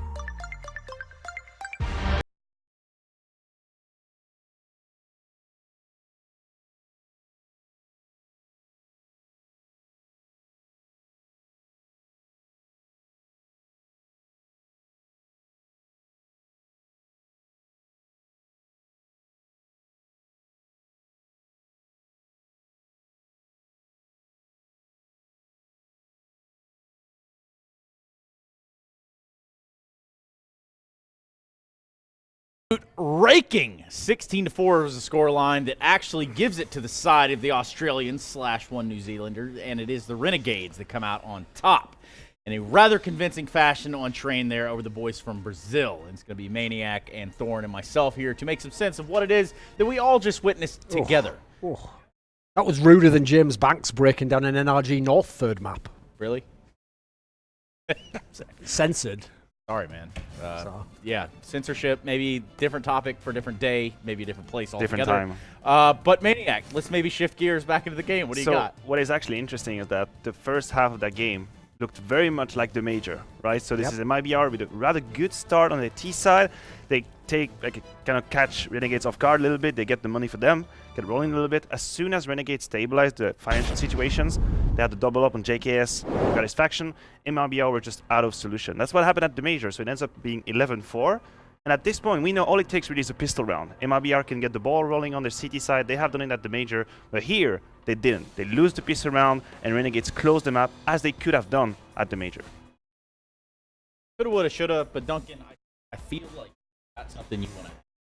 Well, the thing is, in this particular game, like as he said there, the way it started off, I wasn't even that worried for MIBR. In fact, even when it was getting up there, where Renegades is on like 9 rounds, you know, if they could end like this, if they could get 6 rounds, 5 rounds, still doable, because you know they're not going to be that confident against us on the T side. Obviously, you know a team like MIBR with the skill they've got, they can do a CT hold, they can do a full hold on this, 10 rounds, 11 rounds, it's totally possible. This is why MIBR is not the MIBR that you remember when they were SK, when they were Luminosity, because that's one of the things that used to make them so dangerous. It's like early game, they're keeping even with you in rounds, they're just staying in the game, and you think, it's fine, you know, we'll switch over to the other side, we'll get it going. It's like, no, they're so good late game, though. They always close the game out. They just capitulated entirely in this one. Like, when it got to the second half, there was nothing. No, definitely, I agree with that. And I think what is a little bit disappointing for MIBR is that, sure, when you're on the T side of train, it gets harder and harder as the city build the bank. Obviously, they have the ops, they have all the utilities. But teams like, you think about ENCE, for example, they can actually find solutions in that hardest level of train. That's how it's supposed to be. If you want to be a good team on train, then obviously you need to be able to win rounds when all the conditions are against you. And MIBR here, they strictly did not have any solution. And it doesn't help, though, when you have a player like Jacob showing up in a humongous way here. We're not looking at a Jacob. We're not looking at a G2 Jacob. We're looking at a Renegade Jacob that solidified himself within this lineup of Australians and one New Zealander and really found himself a home, I think. He's a guy where the story is actually so bizarre as to his career, because basically when he had that one breakout tournament when he was playing with G2, supposedly even in that team when he joined it, because they had all those other big names at the time, he was supposed to actually join as a supportive player. It's just that because he went off in all the games, no one noticed that's the role he was playing, because he was shooting everyone in the head. So when he came to FaZe, and at that time they didn't have Carrigan, he was just like, basically they were a free-form team where you did what you wanted. People expected, right, he's going to carry the game, he's going to be the best player, and obviously he didn't want to do that. So you see in Renegades, when he's in his comfort zone, when he's in a role he can do, where he wants to do, where he doesn't have all the pressure on him to be the star, he can have games he takes over. And when you're playing against, listen, they're not in great form, but the caliber of opponent, these guys are major champions. These are some of the best players we've ever had in Counter-Strike. So it's no joke if a player like that, who people thought was on the scrap heap, he was washed up. This was his last chance to join a team like Renegades at a lower level. And now he's gone all the way back up again. He's potentially going to be on a top team. But, I mean, just looking at this matchup for what it was, right? An 11-4 first half. We're talking about a map where MIBR picked Train. Sure. And for their T side, do you think that they were just countered as hard by the Renegades here? Or do you think this was just a deflated MIBR? No, I just think the way Train is played right now is that when, as I said, when the city hits that critical point where they have double ups, they have the org as well. The org has changed a little bit, you know, how the map plays out. You really need to know how to play the map in a complex way. You need to be able to have strategies where you take gradually, progressively the bomb sites and you create like very uncomfortable situations for the CT to handle, but that is not easy to do. It's much more difficult than to just do, say, a set execute with 2 smokes and you run in it. You need to play a bit more nuanced than that. Yeah, Cash too. Because that's what we're talking about the economy game. I'm talking about the second match of this series. Now, Cash, obviously, we talked about it could be a skill shot of some sorts here for MIBR, but from what we just saw, I'm not feeling it personally. Well, especially because one factor we didn't talk about, because you never saw the guy on your screen. Where's Coldzera? This guy was the best player in the world. I even said this last year. Yeah, MIBR had a lot of problems. There was times when they were like, you know, the 8th best team in the world. He was still a very, very good player. Like, he was still doing good enough performances where on another team he could have won tournaments. The last few months have been really, really bad for this guy. This tournament so far, he hasn't shown up, so that's a big concern because that was the guy you just relied upon. You already in your brain said, right, Coldzera's going to have a really good game. Who else have we got? It's like the first condition's gone at the moment. Yeah. Well, guys, conditions aside, I need to know who you have here on Cash. We're going to go to a break, but I want to know who you have first. Well, much like the ill-fated mod side game for Counter-Strike back in the day, the guys from MIBR, they have condition 0 to win this game. No chance. Because the thing is, they haven't played this map in a few months. Obviously, it's not on one they're particularly comfortable. They haven't even gone to it. Like I said at the tournament, like Blast, they were playing 4 different maps across 5 games. This wasn't one of them. This wasn't one they were testing out. So Renegades, it's not like it's one of their best ones, but with that 1-0 lead, that's the key for me. That psychological cushion is a real nice chance to win the map and go 2-0. What if condition 0 is just ahead of its time? Let's just think about that a different time. Now, Maniac, who do you have here on Cash? So, barring some incredible performances from Coldzera, I'm going to say Renegades. I think some exceptional individual performances would be needed from MIBR to take it. I'm just going to say Renegades. Okay, well, let's do that. We're going to go to a break. When we come back, we're coming back with the second map of this series. It's going to be D-Cash, and it could be one of the last times we ever see it. So make sure you're here with us when we come back.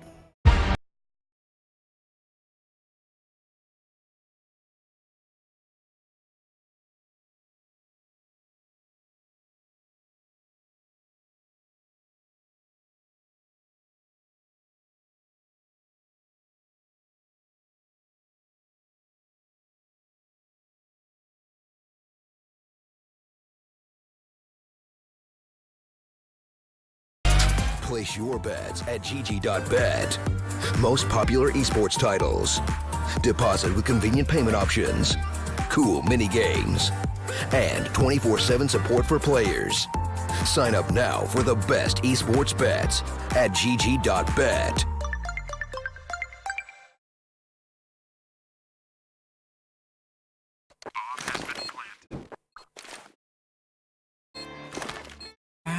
Cool, right? Want to know where I got it?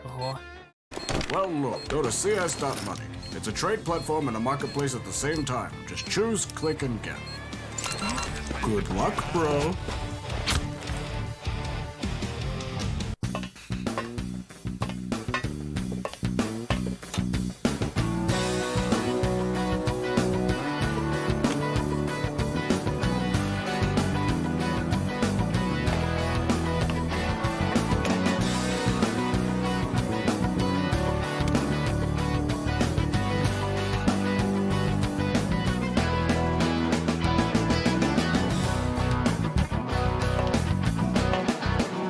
Case.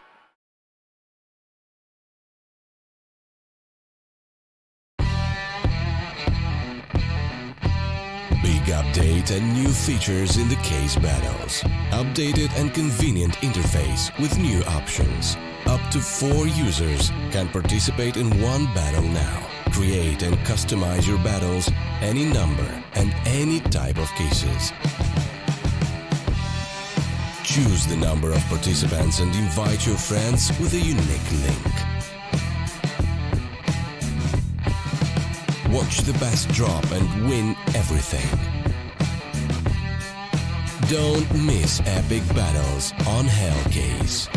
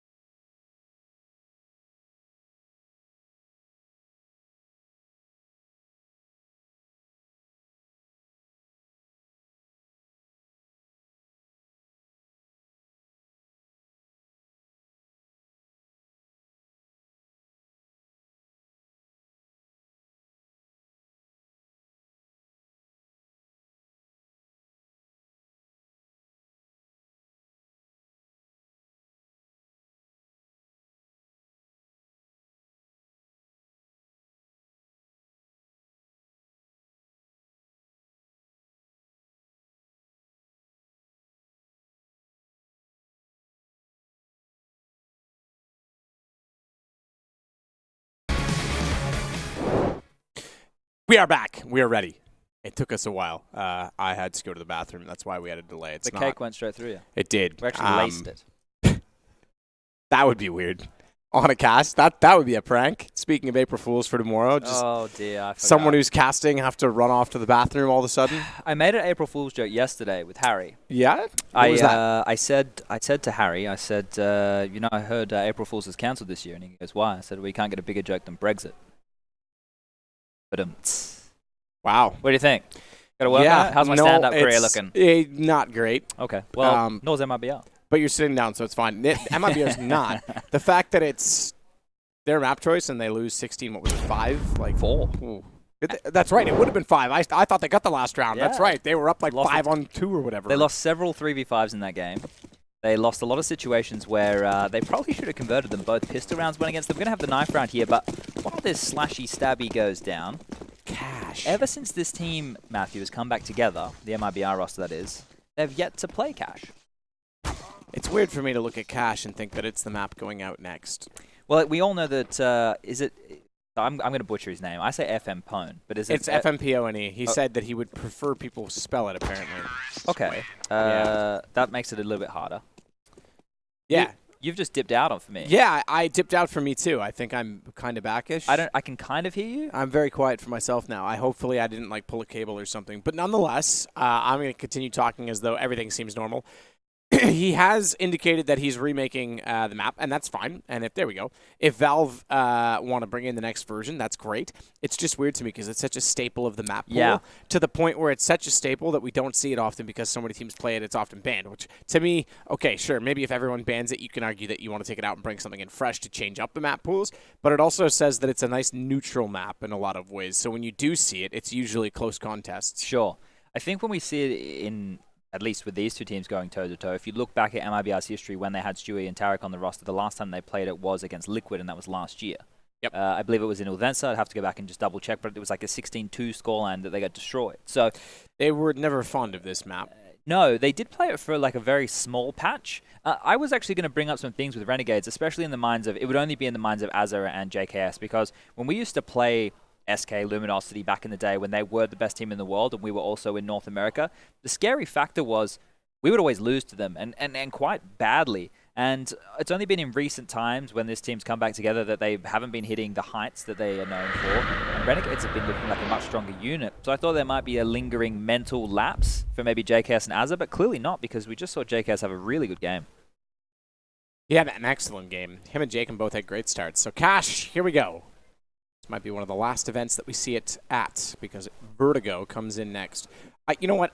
I am somewhat excited for it. I know it's a weird one, and it's not one that I would have expected they were going to pick. That was, you just smoked. I'm sorry, everybody. You leaned down to adjust something and smoked the table. I'm really sorry. That wrecked my ears. Oh. Yeah, it's an interesting one. It is. There's lots of choices. The fact that they're bringing in Vertigo as opposed to bringing back in a Cobble or another map that probably we would have expected more viable season. You could even go back to.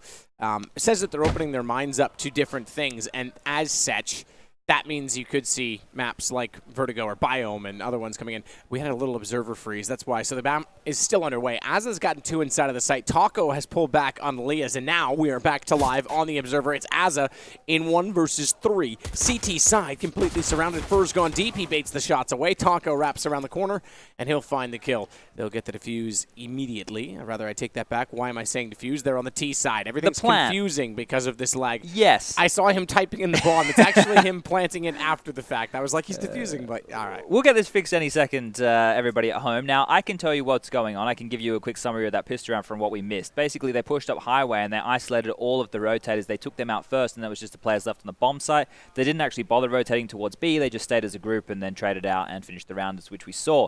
Now, we're into round number 2. The game is live. It's not paused. So I'm going to do my best here to give you a synopsis of the current buy. We've got 2 scouts for Azza and JKS. The Deagles are in the hands of Jake and Liaz and Gratisfaction, and they've pretty much gone all in. Gratisfaction is the only one with residual cash. On the other side of things, we have MIBR with 2 Galils, an AK, UMP, and a MAC-10, and they've gone for a default spread early. There's no action going down until Cold Zero just burns away Jacob completely. I was going to say, he pushed up behind the box outside of B, and he was just sitting there burning alive. I'm not quite sure how to do a radio cast. So you just basically keep going nonstop. Talk positionally. Gratisfaction, bottom side of highway. It's going to let Azza rotate out a Z connector as fast as possible. And the opposing side of that is that JKS is being very passive over toward B because of the first kill. They follow that up. Gratisfaction down on highway. Mid-control ascertained already. Probably going to be event split. You've already killed 1 on B. You've got 3 in mid with no contest going against them. Leia still has to rotate, or Leas already has to rotate all the way back from A. So this looks to be an MIBR round all day long. We know it's them on the guns. Not a lot on the other side. 2 scouts. I shouldn't say not a lot. That's a pretty big buy. Oh! And they've actually got 2 with it. So it works out through the smoke, going toward heaven. Bomb's going to be planted default. Taco, he's got to back out to B main to make sure no one's coming in on the flank. But Cold's on low HP, and he plays backside of the smoke that is deployed from the CT connector. And the fact of the matter is, if they get another killer, they can find him fast enough. You might consider this. However, Azur has already left and gone back over toward the A site. So I imagine this will now be a We've full just frozen save. here as well. I think we have. And I see... well, I don't see the players. I still see movement on Leaz's mouse, so I think they're still in it. We're just losing all Go TVs. What we can do next is we're to do this a little Scorebot, bit. yeah, let's do it. We did it at WSG a little bit, me and Trace. I like this. It's like a casting workshop. Yeah, you have to go through all of the different tools at your disposal here.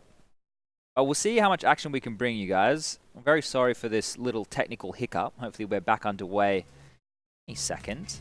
Right now, we can only see Renegades. We don't have any idea of what's going on in the server. Jacob and Gratisfaction are both hands off their mice, which... Yeah, I think they're probably... If I was... I mean, you're on a tight schedule today with 4 best-of-3s. Yeah. But if I was TO or TD or whatever role at this point in time, I would say we have to pause until these issues are resolved moving forward. Yeah. And And you've got time I to think do that's it. what's happened. It's tough. It's always tough to call a pause for something that doesn't actually affect the players because Yeah. the players should get to just play their game. But at the same time, it's all part of the show and it's all part of what gets everyone paid. So even as a player, I think I would understand that if they said, hey, we've got production issues we need to hold. Well, they're playing Okay. for the viewer at home, right? So it's true. We don't want to take away any of the access that you guys have. It's a weird one, right? Because the integrity of the sport is what we all want to watch, but at the same time, we all want to watch. Yeah, it's weird, right? But I guess you guys can see what we can see, so we can go Jake and close to the camera, Gratisfaction, Anza sitting in the middle, Liaz, and then JKS down the end. And the red cap backwards would be that of Kassad. Having some drinks and water. What a mate. They've got their, in the waters. They got their headsets on. On the waters. So, what was it Nadine said that was really Australian? Bye, guys. Well, I didn't say that to her the whole time. I was like, we're not at an event. I'll leave her be. She plays along with it too. I know, but it's like we're not at an event, so I'm not gonna. I forget. She said something that I was like, that's the most Aussie thing I've ever heard you say. I can't remember what it was right now. Actually, they personify Bogan. Like my accent is slowly dissipating, but those two individuals that we're talking about, they would be considered Bogans. What is? Is that like? It's like a hillbilly. Kokona. I guess. Yeah, what's hillbilly. Kokona? It's like that's kind of like the whole redneck. Okay. hillbilly Yeah. of thing. That's the kind of vibe. Yeah. So these desks that everybody's playing on right now, this is called the Zowie Zone. So if you want to head over to the Zowie website, you can probably see some more details on it there. But you can see that it has a really cool arm for the monitor. These monitors are custom made for the desk. So it's not just your standard Zowie monitor. Yeah, the panels are different on the back. So a thing to notice is you can't see it from your angle, but I was getting a nice little tour of them today. On the front of this panel, there's no buttons, right? All the buttons, there's an interface on either side of the desk. So the desk is completely electronic in terms of it can go up and down. You can control everything on the monitor. You can control your sound volume and TeamSpeak, all from just the buttons on the desk, right? There's USB hubs. You can see one close. If you look at Fur, who's looking quite upset right now, but there's like a bluish colored thing in the corner of his desk closest to the screen. There's hubs there that you can plug in all your different peripherals. Well, you can kind of see it here with Phelps. Yeah, so they're on either side. There's also, I looked at under the desk, right? There's only 2 cables. Oh, the desk come with a PC as well. So the PC, you can see it actually hanging at the back here on the bottom of the screen. Are they playing on those PCs? Yeah. Wow. Yeah, so it's all built into this desk. And I think as well, I was looking under the table. There's only 2 cables. There's one power cable which powers the entire rig, and there's a monitor and network cable. There's the only 2 cables, right? Wow. So you can go to the website and you can check out all the specs and stuff. And this is definitely not a sales pitch, but this is the coolest setup that I think I've ever seen of like a full desk rig, right? It's insane. Pretty fancy. Trying to think if there's any other features it has. Like the cool thing that I was noticing, you can change. Yeah, does it like massage your hands while you're playing on it? Got some warming features. I think that's in the next gen. Okay. Yeah, that's the next gen, and then they'll probably have a chair built in as well at some point. But yeah, the whole desk vibrates to give you accurate recoil perception. Oh, imagine. No, because your mouse would jump around the whole time. But there's some really cool features like the stuff on the desk where you can adjust team speak, because we all know we hate alt-tabbing, right? Yep. So you can do all of those volume things. You can do your mic volume. You can do the sound of everybody else. You can change, obviously, if you've played on a Zowie monitor before, you know all the different settings like the contrast, the color. You can do digital vibrance. I think it has a different name. And you can turn all that kind of stuff up just with the desk, right? So it's really functional. Like crazily functional, and there's so many of these over there at the Imber TV studio, which is where they're playing right now. I think every team has 5 of these, and there's a whole. We even have some that we can play on. So, gone all out. Well, we're going all out of our minds now. I can get people to tweet us. I'm on my data still. What do you think of these Imber TV DX racers?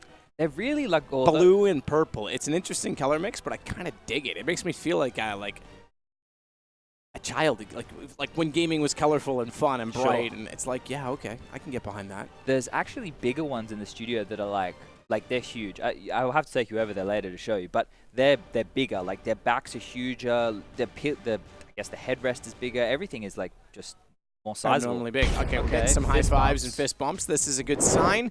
All looks to be restored. MIBR up 2-0. As we said, it was somewhat of an awkward affair. 2 kills through the smoke to make it a 3-on-3, but then they held them off. And they died too. You can see here that it looks like only Liaz survived from that situation. Yeah.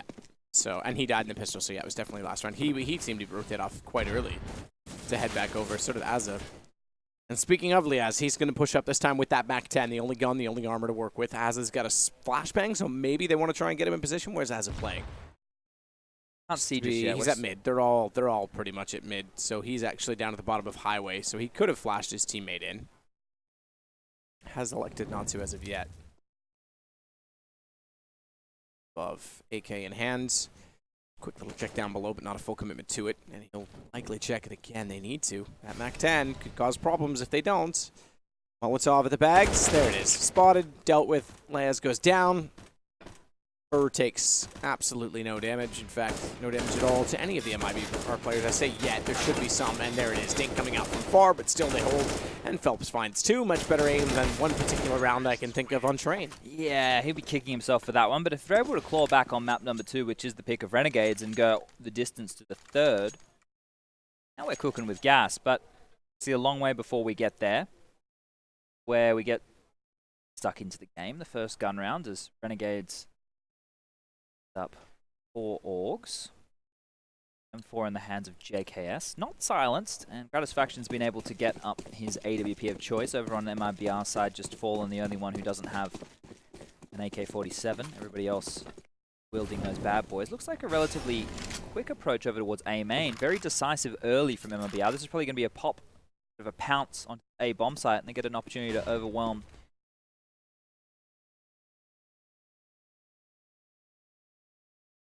coming out any second though. Has a timer on it. If you wait too long, then the flank becomes a possibility. Almost the Renegades in a complete line setup here across from the B bomb side all the way over towards A.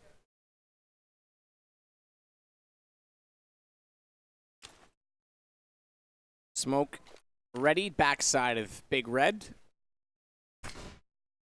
They're standing there. They'll be pushed out of position ever so slightly by that, but they're already boosted up, which means they can go above, and Azza inside the site will take the bomb. They walk directly toward him. He shuffled to the left side, knowing it was going to be a fast push. Oh! And Taco finds 2 in return. Those were not easy kills, because the first one directly in front, the second off far to the left, high side of the catwalk, and he manages both. He's now on a 1-on-3, though. Needs an ace. Bomb will go down at the very least, using a smoke to hold them out in doing so. And he wants to play the gap. That should be red. I'm pretty sure they have the gap.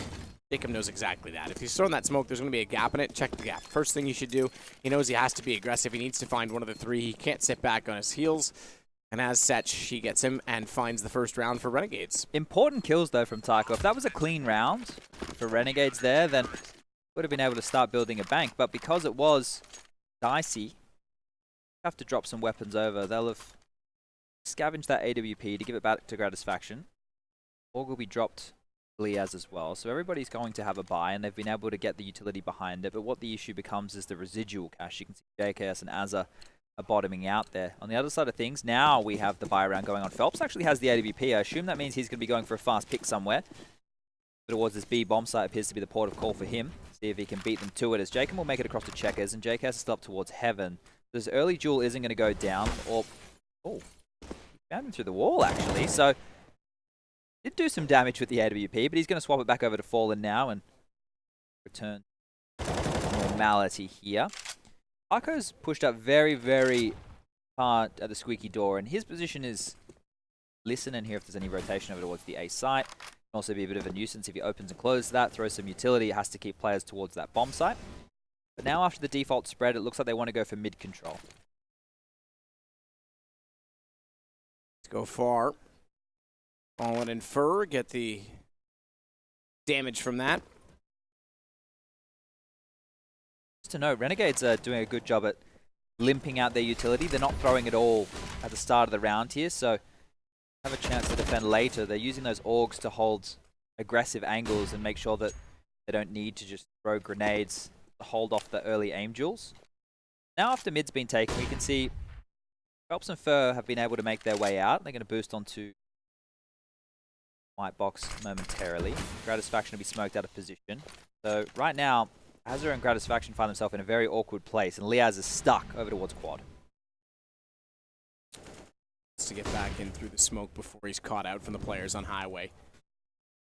Though that was accomplishable. Oh, they saw him. They did see him now. He actually went back and wanted to hold the angle, but the flash meant that he was caught in between the two, and somehow he gets away with it. First gun protruding through the edge of the smoke. However, Fallen and Phelps will make amends with that. Now finding what looks to be, with 3 seconds the bomb being planted, the 4th round for MIBR. A much better start already than on Train. Fallen's even taking the efforts of getting far away, given that he's the lowest on 10 HP with the AWP. Doesn't want to give that away. He's not going to clear it. Look at Cold Zero's position. There's no way Jacob checks this. This lady's going to get dropped, and that's the round done. Any opportunity to retake to highway is gone, and now they're stuck. And, well, exactly that, because Cold's already pushed up. They know that they're going to be here, and if they want to get away, they've got to confront the AK. Down they both will go at the hands of Cold, including that of the AWP. Do they want the double on T side? I highly doubt it. And they'll leave it on the ground. That was a fantastic round. You have to consider there they did that super late, and they primarily took the A bomb site with only 3 players. They still had Cold Zero towards connector. Fur didn't need to push up past the highway position. He could just chill behind the ladder. When the bomb went down, all rotations are completely cut off. The only way he can come is truck or a flank. So really well done there by MIBR. I think that Renegades are going to have to fight to hold on to that mid position for a little bit longer in the future rounds if they're able to identify that as being such an issue. Now we're just seeing them go for the Deagles, P250 for JKS, and Gratisfaction with a flash and a USP so he can make sure he can get the AWP up when the guns do come out to play. They're able to gamble on the right bomb site, and MIBR walk in towards B. Gratisfaction's flash comes into play. Until then, nothing too exciting, nothing too dangerous to really consider. Jacob, the flash will come in. He gets a chance to pick. He's not going to be able to convert it, and they're able to drop back off of that. And JKS couldn't either. They partially had a chance to find Cold because he was, I say partially blind. And both of them wanted to peek it, but yeah, shut down. So MIBR looking for 5 now. Aids with only 1.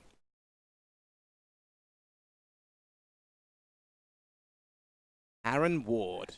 So we did see them play this. They actually picked it against Vitality at the Major, and they lost 16-11. Right. And I think they lost to a pistol round on the B bomb site late in the second half, which was their undoing. Both teams had some really scrappy rounds.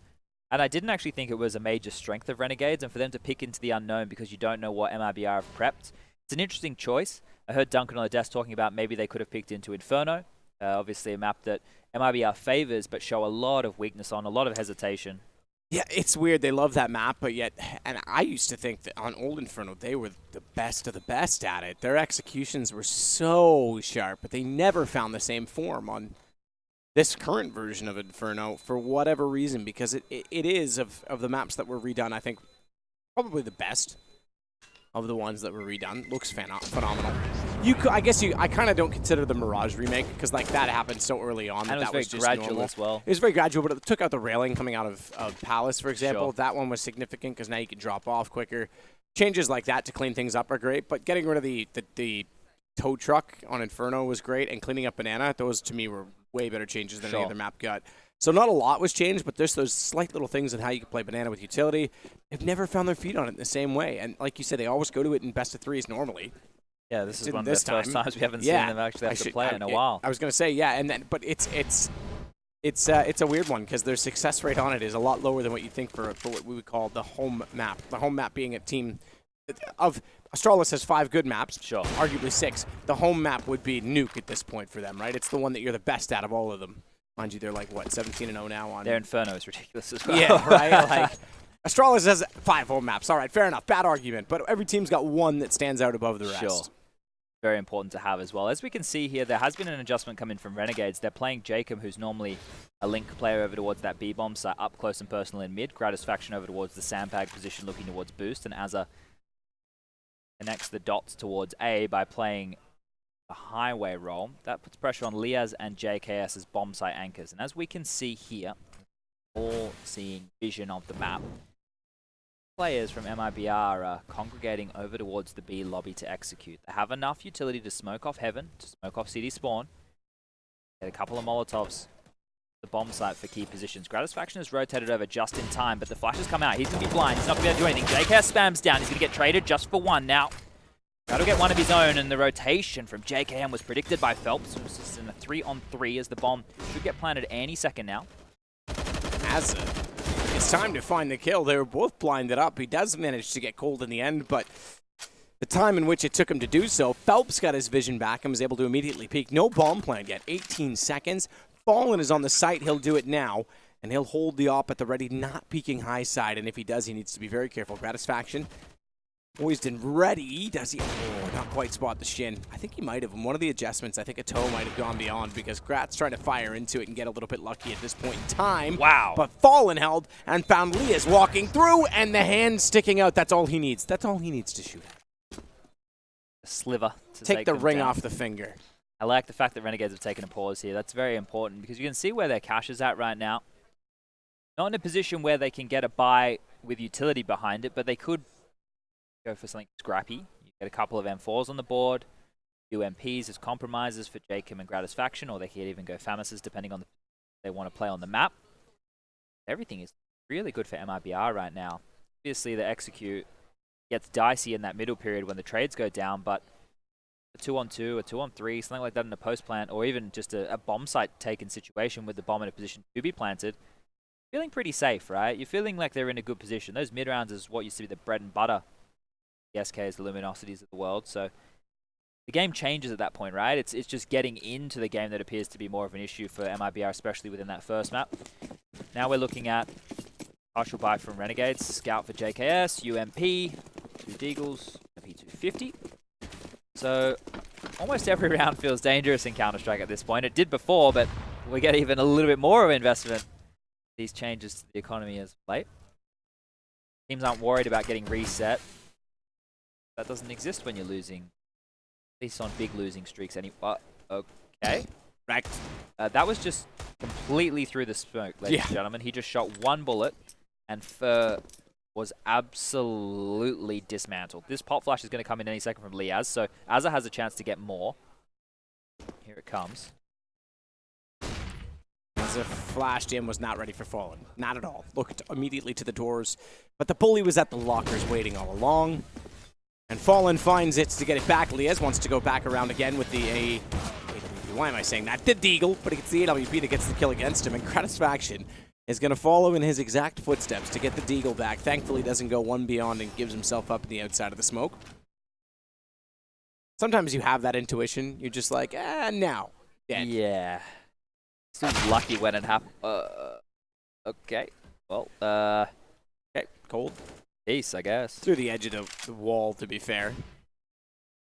Just enough to fire at. JKS can hear the shots at the door, but doesn't take the shot through the wall. Sometimes simple comes to mind. You can fire into that. Fallen takes out JKS. He didn't really have much to work with in the backside of the site, and Jacob Started it off with the only kill for his team. He will be the last kill for MIBR. Yeah, what is Cold doing? Can we get a replay? Was there any need for that at all? Well, it was an assist with Jacob chiming in for the kill, but still, maybe, you know, they think it's like Dota. We'll deny him the gold. Yeah. Yeah, deny me, please. Deny tower, deny heroes. 7-1. Certainly deny creeps.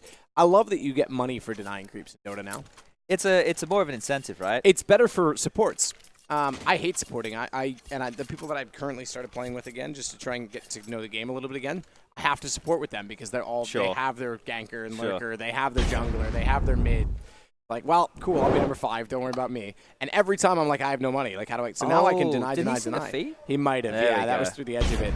That's fair. He was looking, watching, and a guy made a movement. It was his teammate. Still a 1 dig. It's always pretty to see. So we get another gun round on the board for Renegades. They need to stop the bleeding right now. If you're a fan of the Australian, New Zealand, Norwegian mix, sounds like some form of a dog. But right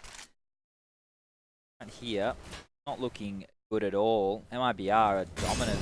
Loving the way that they posture once they've taken map control. They're more than happy to let you re-pick into them. Satisfaction does have a lot of information, but get more aggressive. That is the real question situation. Grenades being dispersed over towards middle to make sure that there's no cheeky over the top from Renegades. Jacob is up close again. We mentioned this before when that BXQ came in. This time around it appears an A hit. 4 members through Squeaky. Now this is something unusual. You don't see this every day of the week. Liz finds it immediately on Taco. Bomb down. Azza with 2 already.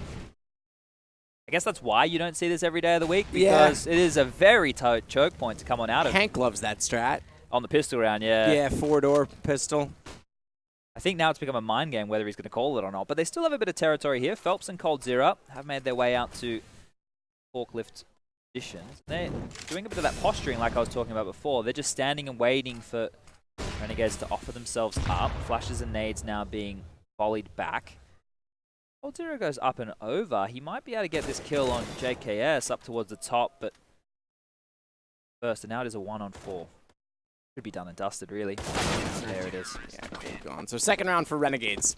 Now this is where we would say reset potential. Yeah, we got to bin that now, don't we? It's a weird one because instinctively that's what you think. Especially, so this in the first half, this is great. This change is great because normally if you got reset CT side middle of the half, so from rounds 5 to 10, you were screwed. Yeah. That was it. Now you can actually still build back into this potentially. So they'll go from a full bonus at 3,400 down to essentially they'll get 29. No, they'll stay. Wait, hold up. Was it over 5? How many rounds they lost in a row? That's a good point. That's a good point. Right I forget we have tab. It's 4. Oh, so it wasn't even. So they'll go down to 2,400 now from 29. Yes. So yeah, there you go.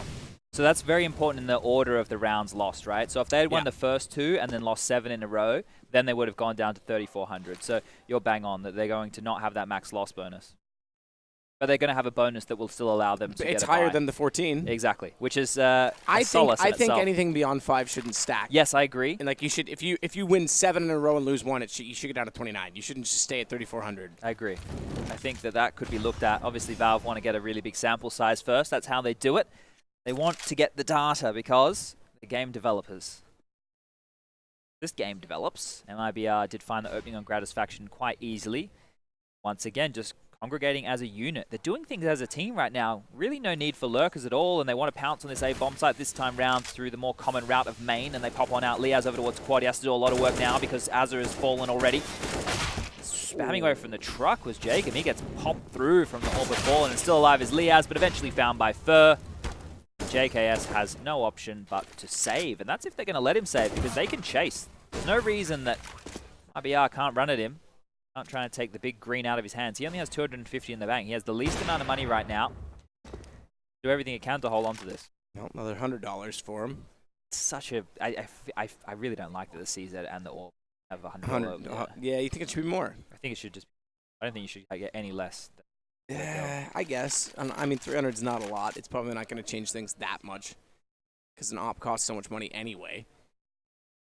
So they were hunting. They've now pinched him in. There's no way he can get back over toward the A site, but they can't get the kill on him. He finds 3 to keep this gun up. Why do they want to throw it? Well, they're being a little hesitant now. You might as well throw everything at him, including the kitchen sink. But if you're going to go one at a time, don't bother at all. And that's what they'll eventually conclude and leave the next 2 up. Yeah, so he's really lucky to have held on to that because you can see the money right now. Everybody else on Renegades would have been able to have a decent buy, whereas if JKS had gone down, he would have had nothing at all. That saved AWP means he can drop it over to Gratisfaction.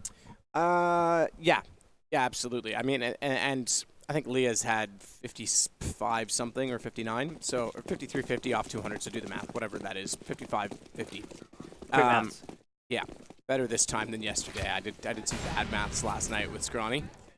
But yeah, again, this comes back to the fact that he still gets some bonus. Oh, Grat nails it. Flash assist to Azza as he gets him in position to do so. They know he's up close to the door, but they can't get through it cleanly. Double smoke down. You'd think that maybe their intuition on the smoke being down is to go, to try and push through, but Azza still finds Taco as a result. And that leaves Gratisfaction in the corner longer. Finally, he goes down. Coldzera follows it. Jacob's gone as he switches from the right to the left of the garage. And now Azza on 12 to hold the site alone. Meanwhile, to watch this push.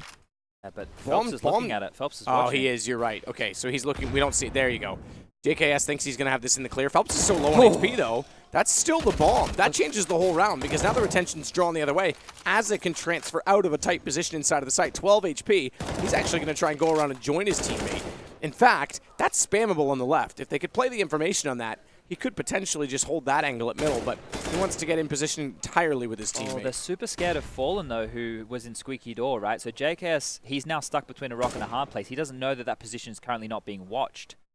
So with the bomb down, he can actually fall back and play safer, but he doesn't realize that he has that opportunity right now, which is going to put a lot of pressure on him and then Azza, who is on low HP. I think they were worried about the long door because coming back around, you could see that Azza even went around to spawn. He didn't want to risk it with low HP of getting caught out. Good position. JKS, they still manage it. Cold's gone as well. The kill, the flank on the bomb, that's what does it all. JKS gets the round done. Clutch play right there. A lot of pressure applied with that pace change.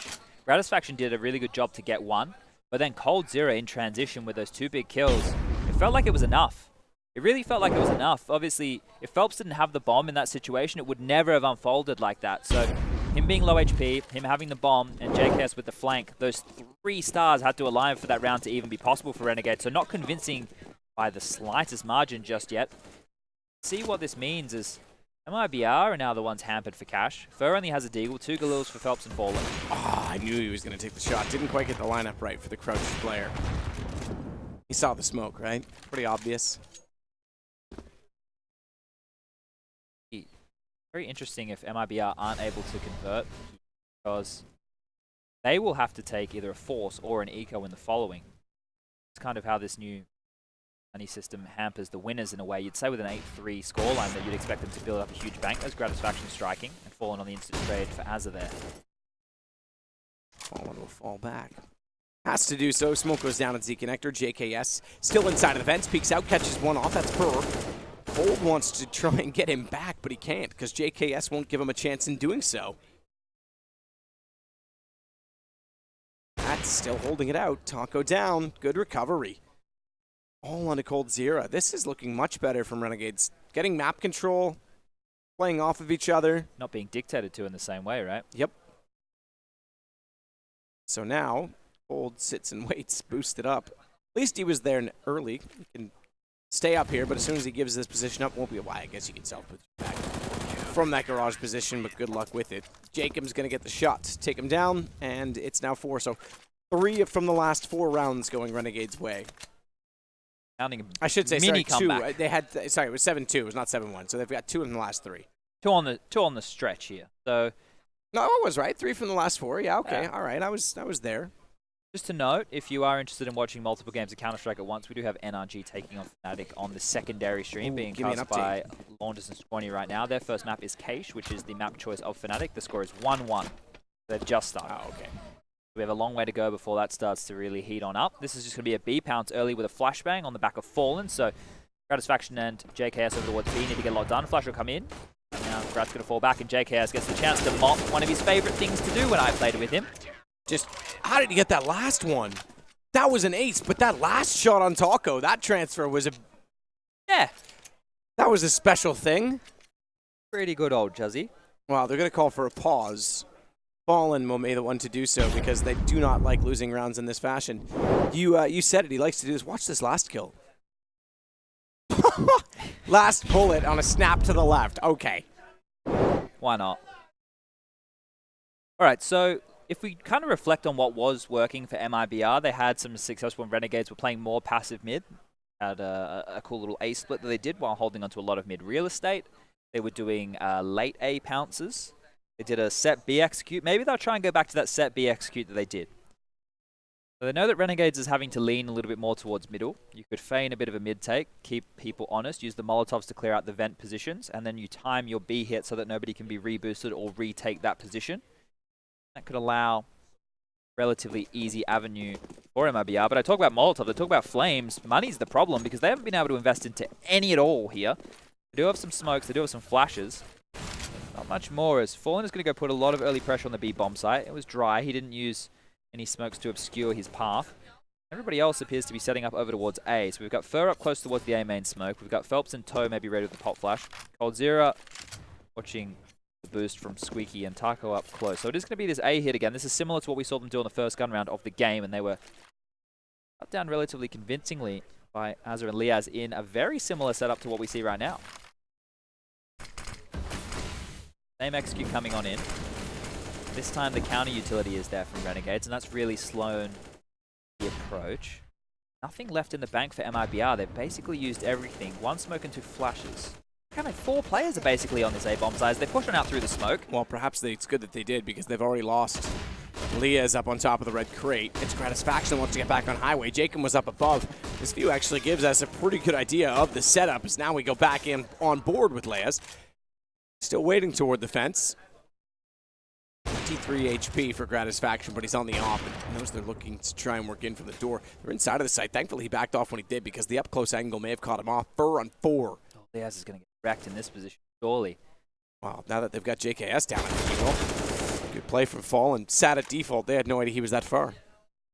This is the posturing that I'm talking about. It's crazy how confident they are, right? Normally teams in that situation, especially as the time is starting to whittle, will rush in and try and plant. But MIBR are just happy to isolate duels one at a time and actually wait for Renegades to re-pick into their line of sight, which is unique to do on a map like Cache. So, seems to be working. No reason to change it up. They use the utility, they give themselves a little bit of room to work with, and then when Renegades have to reposition, they're happy enough to take those aim duels. That's one thing that definitely hasn't dropped off, so to speak, for MIBR. Their individuals are still able to frag. It's just the cohesive nature and their maybe overall approach to the game hasn't been on point. Jacob is going to get punished trying to push the B bomb site from Coldzera. They've done that dropping of the AWP to that B spawn quite a lot this game. Now it'll be back in the hands of Fallen, and things are looking really good for MIBR to take a 10-5 half here. Renegades haven't made many aggressive moves late like we have seen them do on other maps. More than happy to sit back on this specific map. Fur is my favorite player. Really? Yeah, because his name's Fernando Al. Oh, here we go. It's close enough, right? Sure. I mean, see what you've done there. Yep, yep. I thought you were going to be really like his aggressive play style. I know, you were like, really? Tell me more. Yeah. You sounded so intrigued. You were like, all right, here we go. Yeah. Matt's on board. Ooh, good angle. It's just with enough to fire at. We'll find Fallen, but it is going to be the bomb down inside only for a moment. There's 2 other players there easily able to pick it up, and good play from Taco. Reading that he had to fall off the light, just continued to fire and spam into the door as Gratisfaction will rotate back in behind the red crates. Thinks of it, and then goes back out. Is he caught? Is he spotted? I think that was a bit of spam rather than a gap in the smoke. Still, it will work in their favor as Taco gets the kill. But look at Cold, up and over, and down they go. Azza and JKS have fallen. It is now 10-5 in favor of MIBR, and this now is stealing a map back. Feels like we're definitely headed for Mirage. Map which Renegades are favored for the longest of times. Obviously, back in the day, MIBR used to be fantastic at this. Obviously, you have to go back many years now. One of their breakout performances. Had a lot of unique set executes. Things have changed a lot since then. They've diversified style and approach to the game. Just around here, where we all need to kick this one off. In the first half, it went in the favor of MIBR. Right now, if Renegades can get one back of their own, we might have a match on our hands. But so far, if we take a look at the scores, just so you guys can see how everybody's been trending. JKS towards the top there on 20 frags, but we did see him have that 5-man AK mow down on the eco. So he stat padded a little bit there. On the other side of things, it's much more even. 12 is the highest for Fallen on MIBR, and then we have 9 for First. So let's get this pistol round underway. JKS going over towards Sunroom early. He does have a smoke and a Molotov. Azza is dispersing his utility towards Connector, so might actually be a full-on B-split through Connector here. We can see the bomb is going towards B. They've pushed pressure back onto Highway, so nobody can have any information over towards mid, and JKS will use his utility. Now they collapse on the bomb site. Taco, though, will still wait back on the site with Phelps trying to get baited in. It's going to be Taco that actually gets the kills instead, as long as one of them does. Gets another as well. No, I take it back. He did. Okay, Fallen got the assist on it by Flash. Find 2 of his own, and it's all down to Azza. It's going to be MIBR on 11 rounds on the CT side. Both pistols here for MIBR in this map, so a bit of an exchange from First of Train. Now at this point, definitely a third map, at least in my... That opinion is fact. Watch a lot of Counter-Strike, so hopefully sometimes I'm right. Renegades are going for a force buy, so this is almost a do or die at this point, right? If they can get the bomb down here, maybe there's a little bit of solace in this, but it's just going to be what looks a relatively quick B play. Smoked off main, that obscures the vision, and the counter smoke from Phelps comes in to scare them away from pushing. Do have Phelps playing towards CT, Fur under the in the vent, and Taco under the vent. So lots of players towards the B bomb site. Taco will find the opening. Flash will come through. They're committed at this point. They have to run in. They have to go for the frags. And Fur's going to melt down too. This round is done. Or is it? Should be, but that's a quick turn of events. Azza getting a gun, nearly able to get the 1-on-2. That was certainly winnable. At that point in time, he had armor. They already picked that up. So still, though, MIBR gets away with it. They stay with 2 alive. 12 the total in their rounds, and now they'll go toward the rifles. They can justify doing so. They lost enough bodies last time by Hog already on the ground. 1 purchased for Fur. Any of those SMGs? Should be 13. I feel that the Deagles that are being brought up on the side of Renegades here, unless they can find 1 or 2 big openings to create a gap. Taco only has the USP still, and they keep the MP9, so it's really 3 rifles to go against them. Which, okay, maybe that's a chance for the Deagles. Yeah. But you're right. If all goes the way that nature shall provide, then it's 13-5 at the end of this round. The thing is, the fact that there's no head armor on the board for Renegades means that with that USP, Taco shouldn't feel too scared. USP is not the most comfortable pistol to be finding yourself with, but it's still better than the Glock, that's for sure. Might even prefer it over something like the Julies. On Az's head there, down to 21 points of health. They're spamming over towards Squeaky Door. A couple of players prodding and poking towards the main, and they're actually going to walk out onto the side.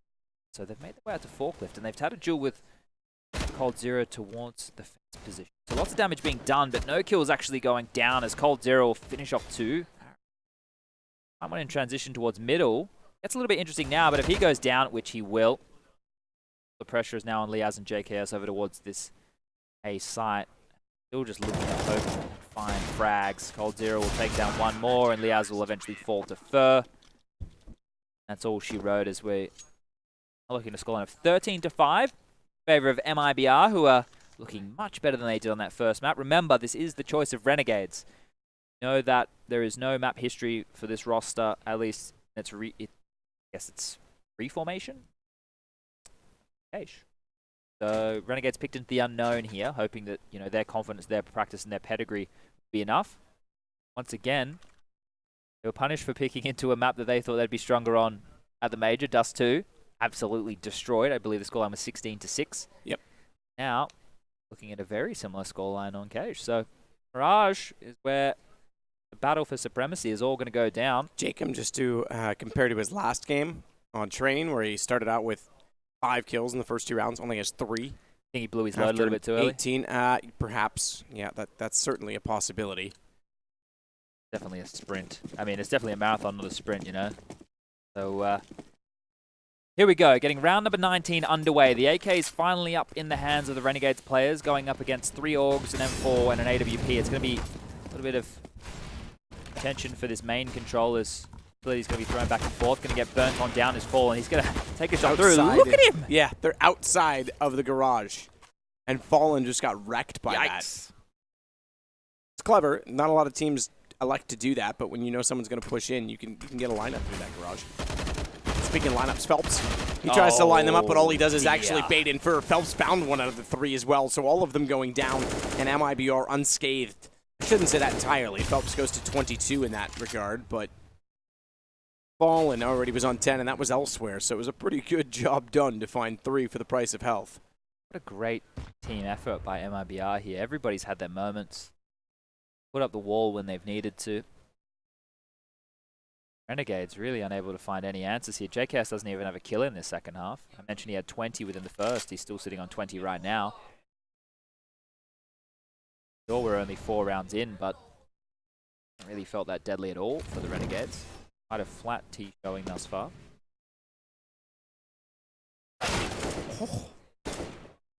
Oh. Barely saw the man.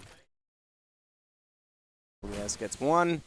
Phelps needs to be a little bit careful in behind the sandbags, to be honest, here at this point in time with 22 HP, and they've got to give him someone to rotate around and support. Taco wanted to, but they aren't going to check it. Phelps should actually get away with this. Line it up, get 1. Oh, good shot. Leah's got the aim, man. No time, unfortunately. Leah's with the laser, but it's... Well, you're right, just covering off the position him with that much time on the clock, even then he wasn't going to get a plant. So that now means it's 2 rounds to go for MIBR.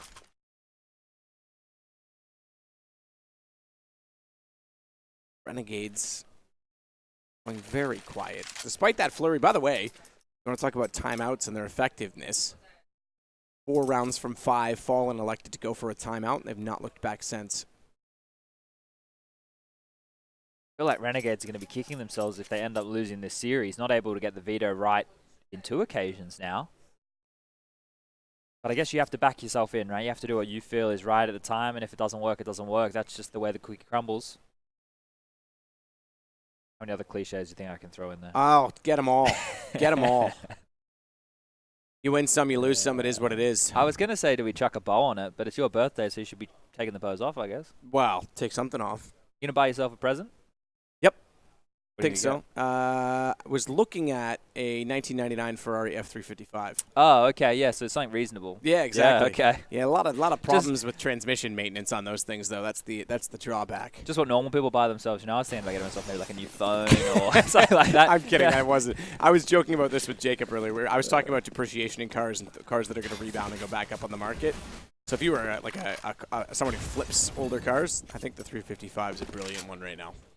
You've heard that here first, ladies and gentlemen. Get your car tips. Yep. There's journalists that used to do this. They would have shows talking about that, and they would all go out and buy a car ahead of time, and then they'd go on the show and be like, yeah, so try and manipulate the buying market. So it's like Tommy trying to short Tesla, but they're trying to go the opposite way. Yeah. Yeah. Yeah. So you can play the audience, but I genuinely think that's a car that's coming back up. So I was looking at some earlier, but not because it's my birthday. Renegades are just getting melted everywhere they go, right? They're not getting an opportunity to find any entry frags. MIBR are on point with their aim across the board. They're walking on out. They're in number disadvantage situations every time, and right now we have a 5-on-3 situation. I don't even care that Renegades have the bomb site. It doesn't feel like a round that they have much stock in, especially when you consider Tycho in first will have more than enough utility to block off some key choke points and then isolate the positions that they're holding now. So let's see if they can hold on to this in a 4-on-3. Yes, nearly getting a 1 tap out toward Highway as the peak came out from cold behind Ticket Booth. Watch the flank. That is coming. Satisfaction's apparently heard me because he does exactly that, but Leah's again showing off this aim over and over as he finds more, but Taco with an aid gets him and follows with a shot on Gratisfaction at the same time, and now it's map point for MIBR. Well, the first game was quite the blowout, and the final, very similar at least, appears to be coming true here on map number 2. I'm curious to see where this map will go when it has its newer version. A couple of things that I've noticed is over towards A, at least from the screenshots that have been put on out. It's the curved wall, as opposed to you can get nades into toward it much which easier. Would also make it more unique for holding that bomb site. It'll be interesting to see. I think mid is probably one that can use the most attention because it is really the biggest focal point, right? What kind of changes would you make along that part? And right now, it appears to be a pace change from Renegades. They want to go for the fast mid-smoke, so the highway box and connector being played on in, but Fallen at the sandbag will get the first, eventually traded out. Now map territory can be taken from Renegades. 3 players congregating towards the middle here, just fighting for supremacy, as Cold Zero and Phelps are now getting on him. Whoa, okay, Jacob. Maybe he didn't expect the player just to be looking at the wall there. He'll swing around to get the kill. I mean, he was fully blind, thankfully. But that could have been very awkward otherwise. Jacob maybe had his eyes closed. Yeah. Leap of faith. Good shot, Liaz again, at least finding this accuracy, getting himself going. What's he up to for frag total at this point, Chad? He's just sitting at 12, so the most of his work has been done in this second half. But JKS, literally in the last 3 rounds. JKS still unable to find a frag in the second half. Jacob, as you mentioned, super quiet this time around, only 5 to his name. Oh, 2.5 for him then, so yeah, it speaks for itself. Grat trying to do what he can, at least a bomb plant down, and a man advantage this time for Renegades. Looking for lucky number 6. They're going to save, and that's the safe call here. Even if you just make sure that Renegades die with the bomb or you can get some exits, Taco will just get Fallen's AWP in this situation. The money is not fantastic for man in question, $500 to his name. Fur with 1450, Cold Zero with 1400. So I would say they will buy behind this because they have so many rounds to work with. It wouldn't make much sense going for a save knowing that you have the AWP to inflict a lot of damage with. Just curiously, while we do have a bit of time, pause will come out. If you had to look at any map changes here that you would like to see on a map like this, if I give you full reins on anything that you could possibly change, what would you look at changing? On Cash? Yeah. The curved wall is an interesting one. There's not much else that I would do. Because it has a really nice balance of information being able to take it across the map. I think it's a very well balanced map in a lot of ways. I think texture redo, maybe make Z connector a little bit wider towards CT, so there's a different angle that you can look through from mid, so T's can hold that more effectively. What if you made it high? What if you made it a position where the CTs, if they wanted to play out into mid, they had to physically jump out like a window on Mirage, and there was no way back? Out there?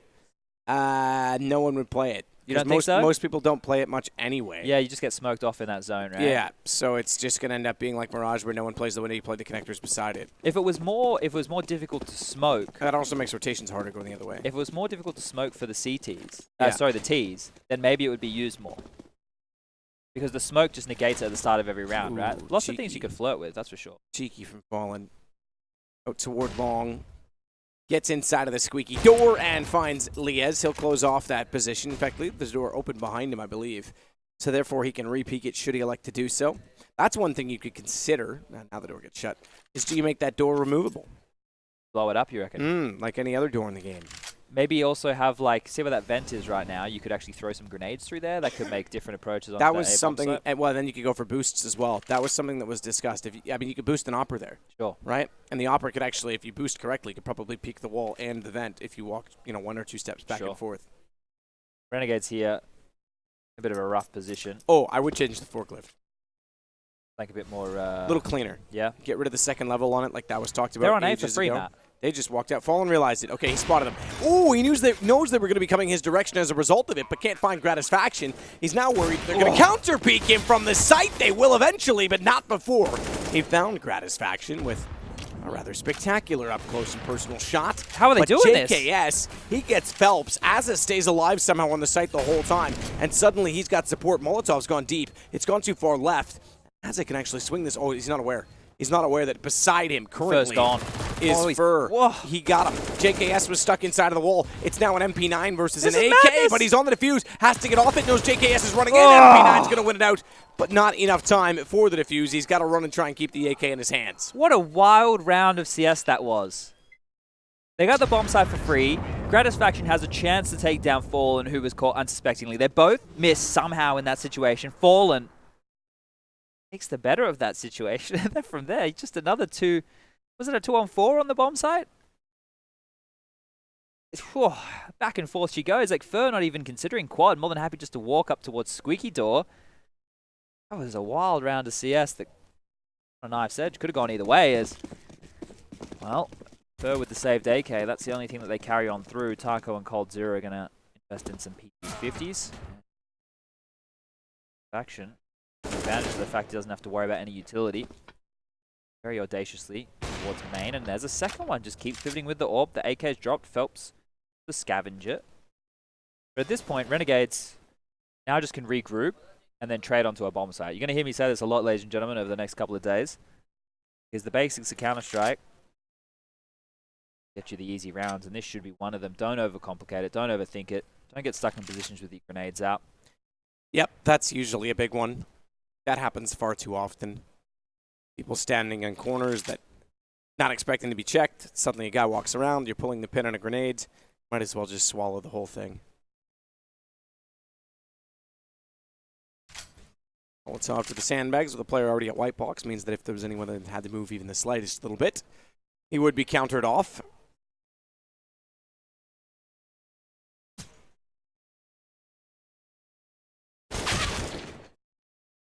JKS finds Taco. That's over toward B. And that's where they're going to go. So watch the back of the site. All onto Cole, or excuse me, onto Phelps. He's got the AK-47 to work with. So potential for it, not anymore. JKS jumps in, removes him very quickly from the rounds.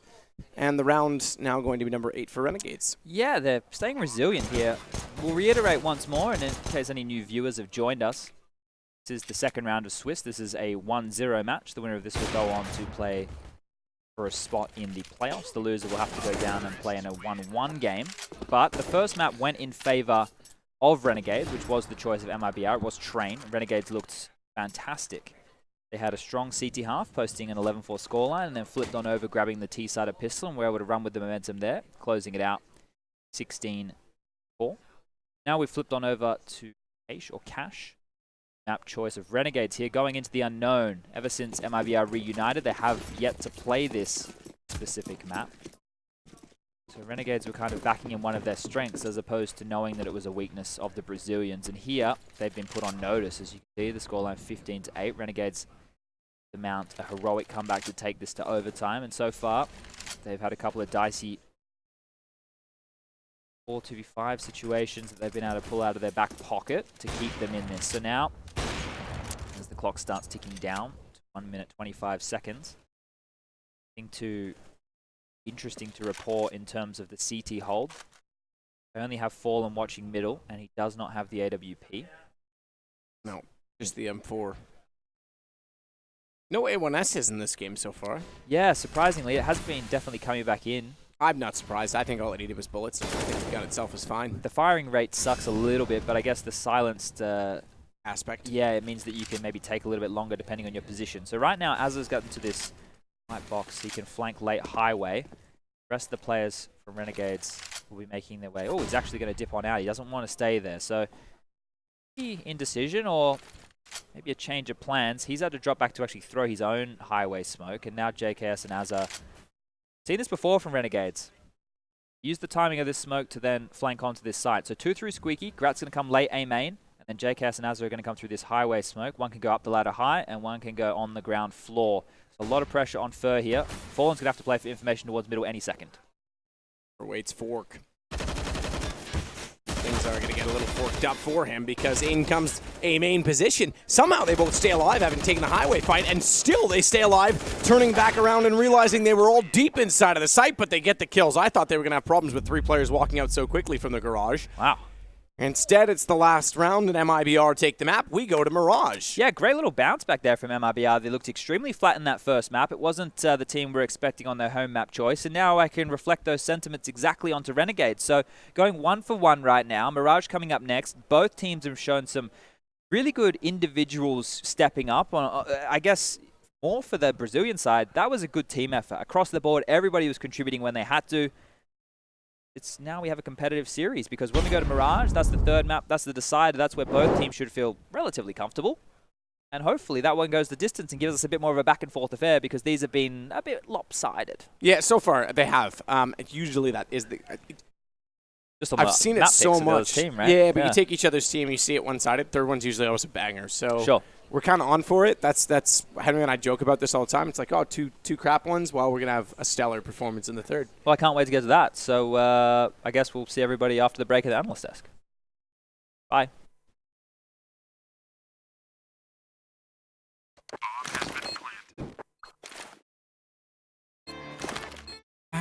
Cool, right? Want to know where I got it?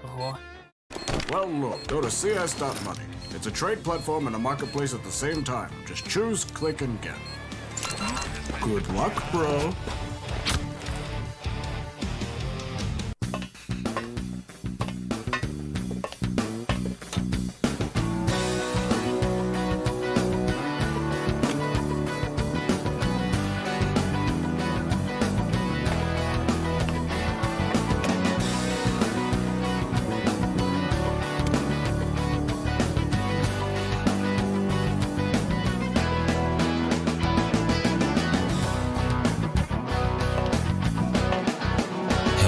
case.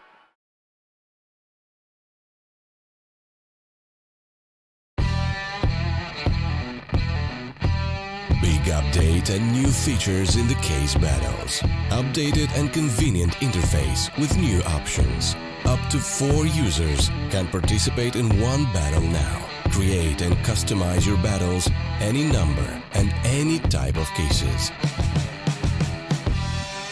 Choose the number of participants and invite your friends with a unique link. Watch the best drop and win everything. Don't miss epic battles on Hellcase. Place your bets at Csgo.bet. Most popular esports titles. Deposit with convenient payment options. Cool mini games. And 24/7 support for players. Sign up now for the best esports bets at Csgo.bet.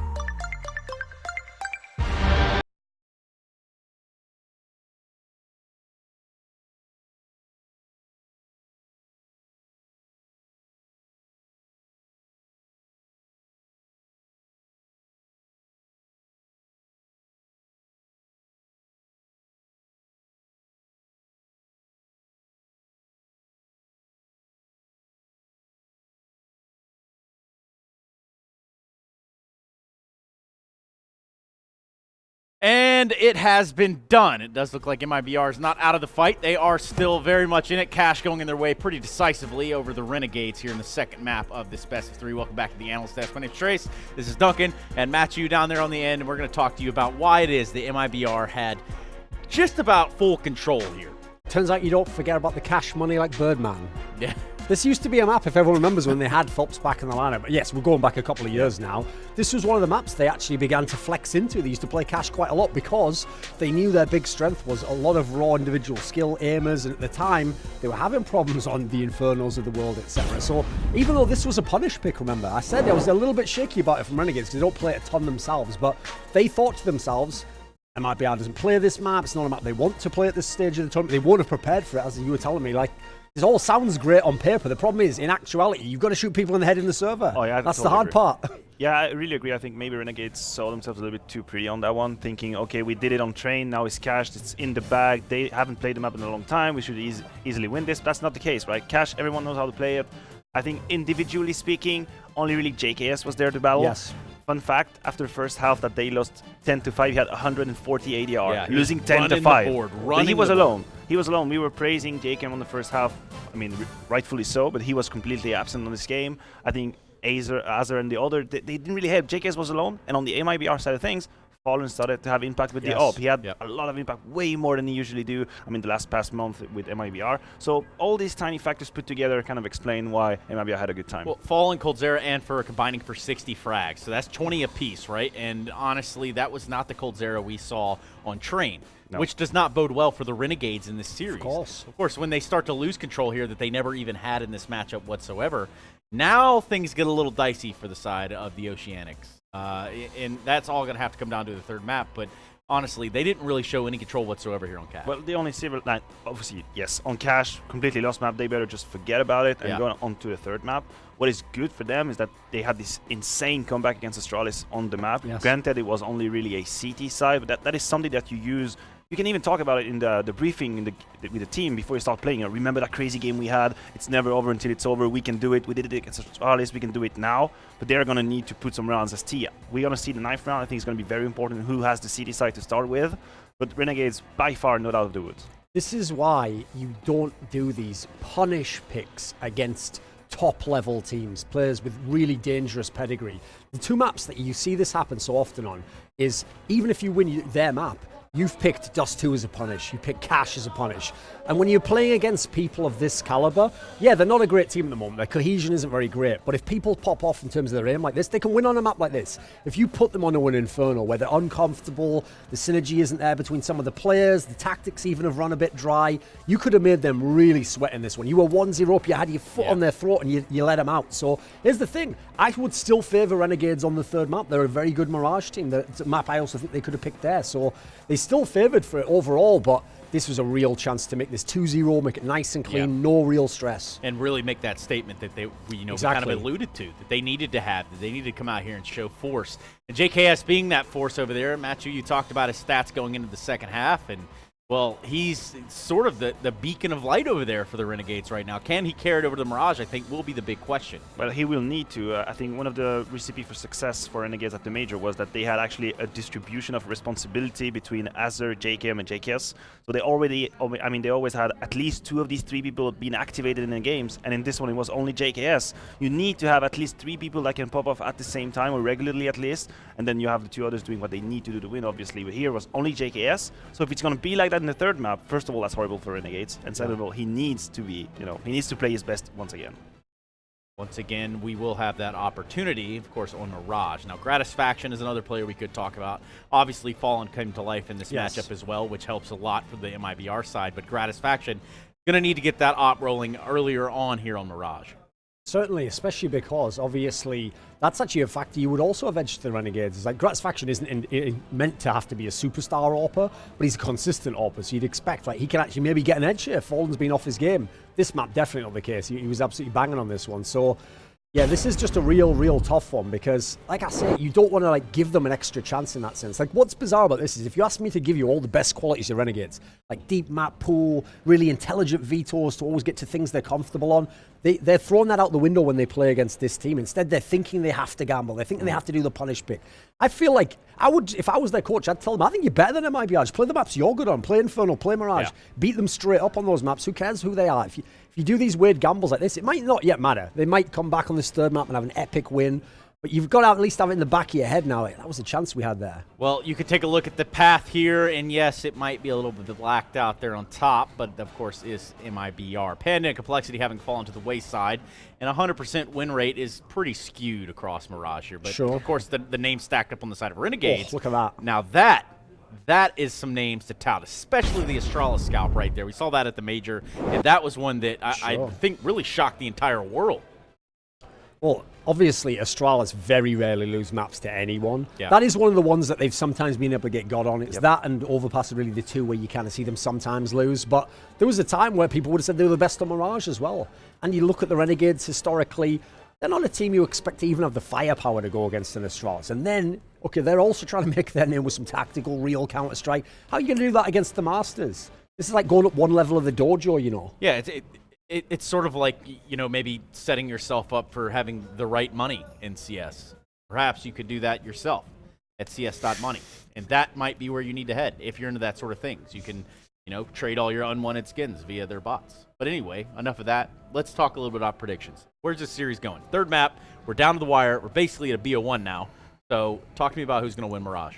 This is one of those moments where I either have to go with pure analysis and say I actually think Renegades is better on Mirage right now. I've seen a lot of weakness out of the guys from MIBR. They haven't particularly got into it as much themselves nowadays. They've had the bad run of form. All that tells me Renegades should win the game.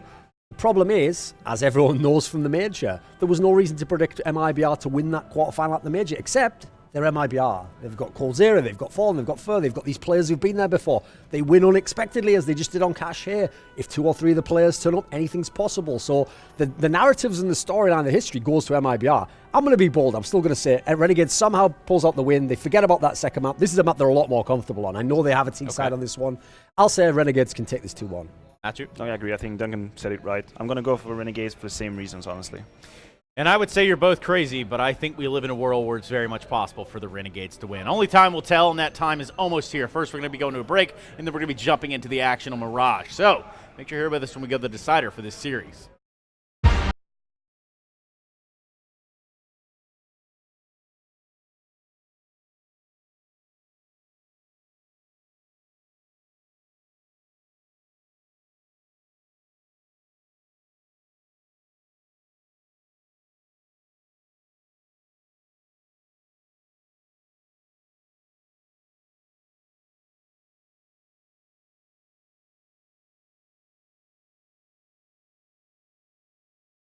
Bets at Gg.bet. Most popular esports titles. Deposit with convenient payment options. Cool mini games. And 24/7 support for players. Sign up now for the best esports bets at gg.bet.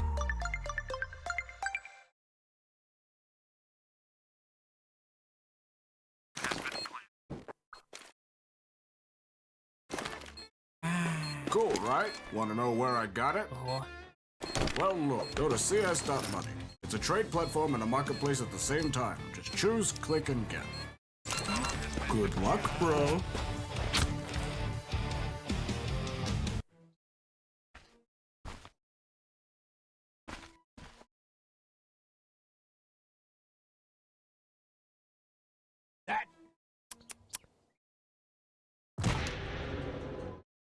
Yes. Hells yes.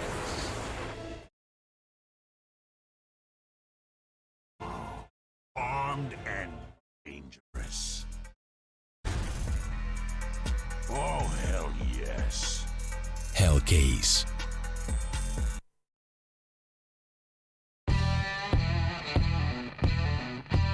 Big update and new features in the case battles. Updated and convenient interface with new options. Up to 4 users can participate in one battle now. Create and customize your battles, any number and any type of cases. Choose the number of participants and invite your friends with a unique link. Watch the best drop and win everything. Don't miss epic battles on Hellcase.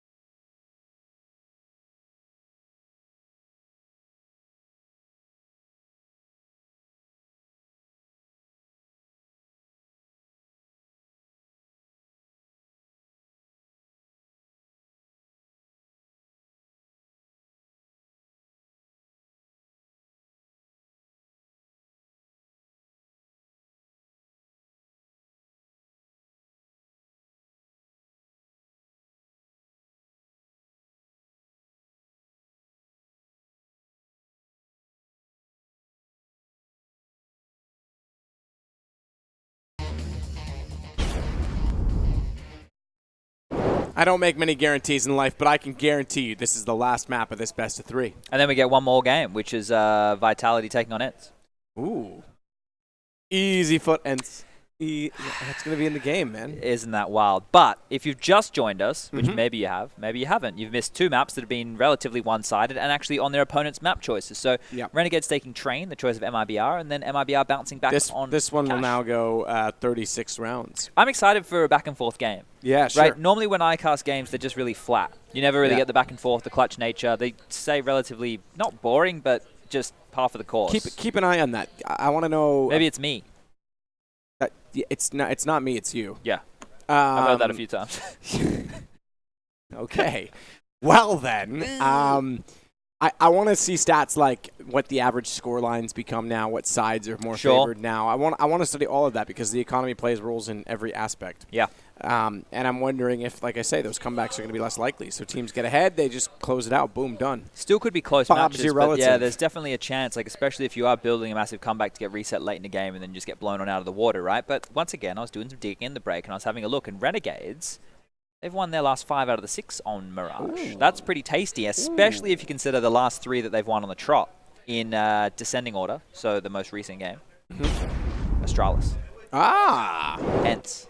Yeah. Ninjas in Pajamas. Ooh. Greyhound. Then they lost to Vici. Yeah. And then they beat Greyhound again. So lost to Vici out of it all, too. That's the crazy part. They beat Astralis and they beat ENCE. 19-17, 16-14. They beat NIP 16-13. So these are all close matches. They won 16-11 over Greyhound and 19-17. So none of these Mirage games that they've played in recent times have been a walk in the park by any means. When you look at MIBR, they've only played this map, I believe it is twice since the reunion of this roster. Bring on up their stats, ladies and gentlemen, boys and girls, as we did have the knife round go down. It does appear that Renegades will be starting on that CT side.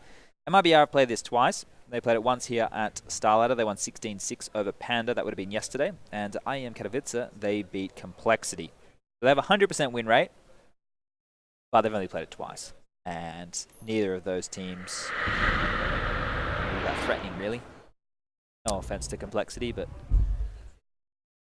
I wouldn't consider them a staple team on Mirage, unfortunately. A lot of the rounds for MIBR on Mirage have come from their T side. Yeah. But you have to consider in a 16-6 victory and a 16-9 victory, you're always going to have a chance to pad some stats. So aggressive play from Jacob going up mid-hill. Wow, and the first bullet onto Cold Zero's head. He's going to be dropped quick as you like, and now it is a 4-on-5 situation with commander of the players of MIBR heading over towards B. Looks like they wanted to go towards that site, but now Fallen knows they have to go back and take control of middle. He has some flashes in hand. They're going to posture for control with 2 players through the underpass. Damage is being done back and forth. Gratisfaction, say more than happy to take a duel, but Fallen's going to punish him from top mid with that P250, and now they can go back to the original strategy, which was hitting B. We can see Liaz on the balcony with a lot of information. Azza pushed up towards the catwalk. So they have 2 players on the site here, ready and raring to go.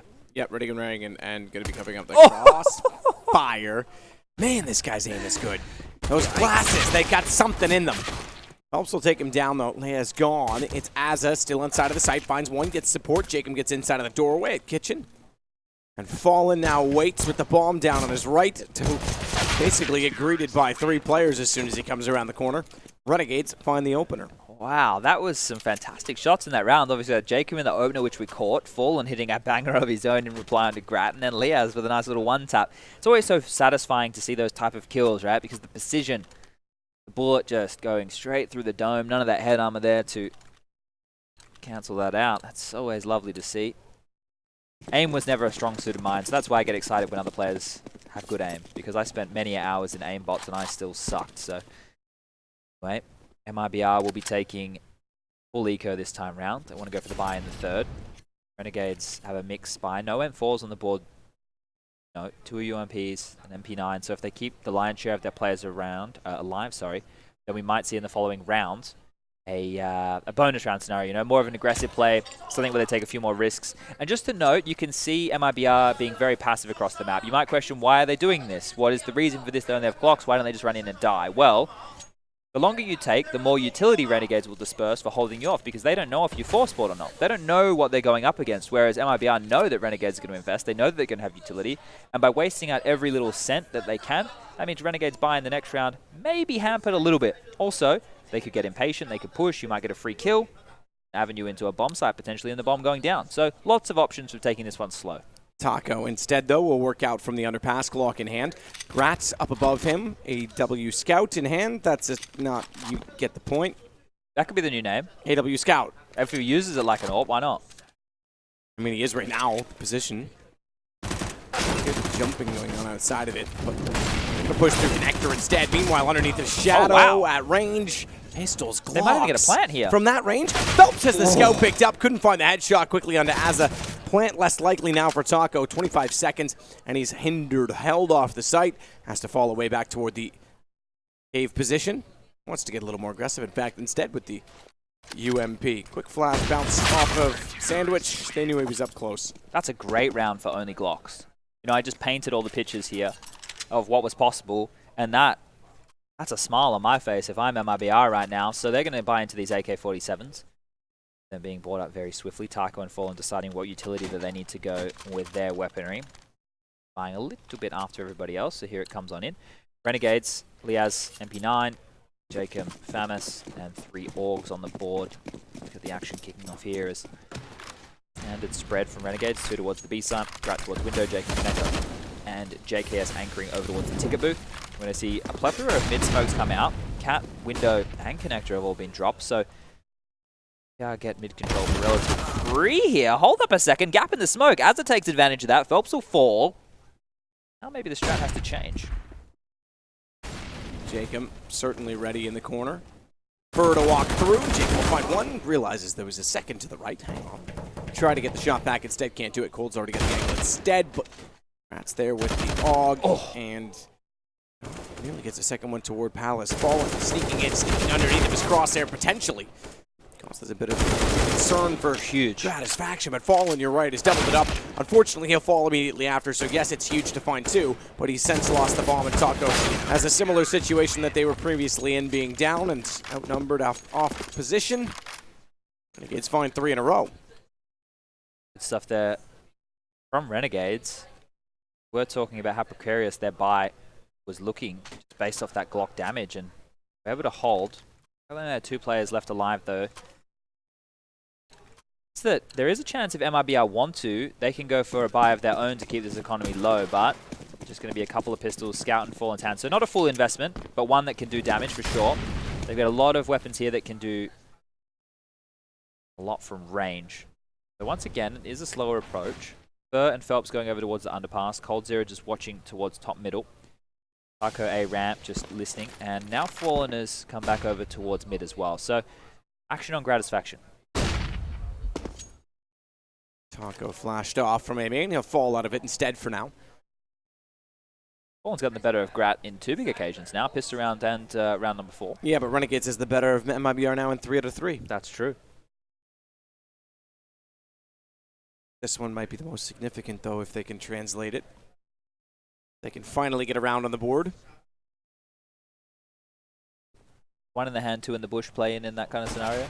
With a round win versus 2 kills? I always said 1 in the bush was better than 2 in the hand, but that's just me. You've never been in the Australian bush, have you, man? Well, not exactly what I meant by bush, but there you go. JKS sitting on top of the A site. He's going to try and look back down with the scout on the AUG. He's actually gotten the shot on Phelps. He'll follow that up to find Cold as well, 4-0. So still a good job to find some kills there. That's kind of all you have to do now with this new loss bonus situation, especially with it starting to build. If you keep every round close, if you keep every round looking relatively dangerous, 2 to 3 kills, then you are constantly putting the pressure on the economy of your opponent. You're not allowing them to build that massive bank. You're not allowing them to max out their cash towards that 16k mark. And then as soon as you do break them, as soon as you do win a round, they suffer the hard reset.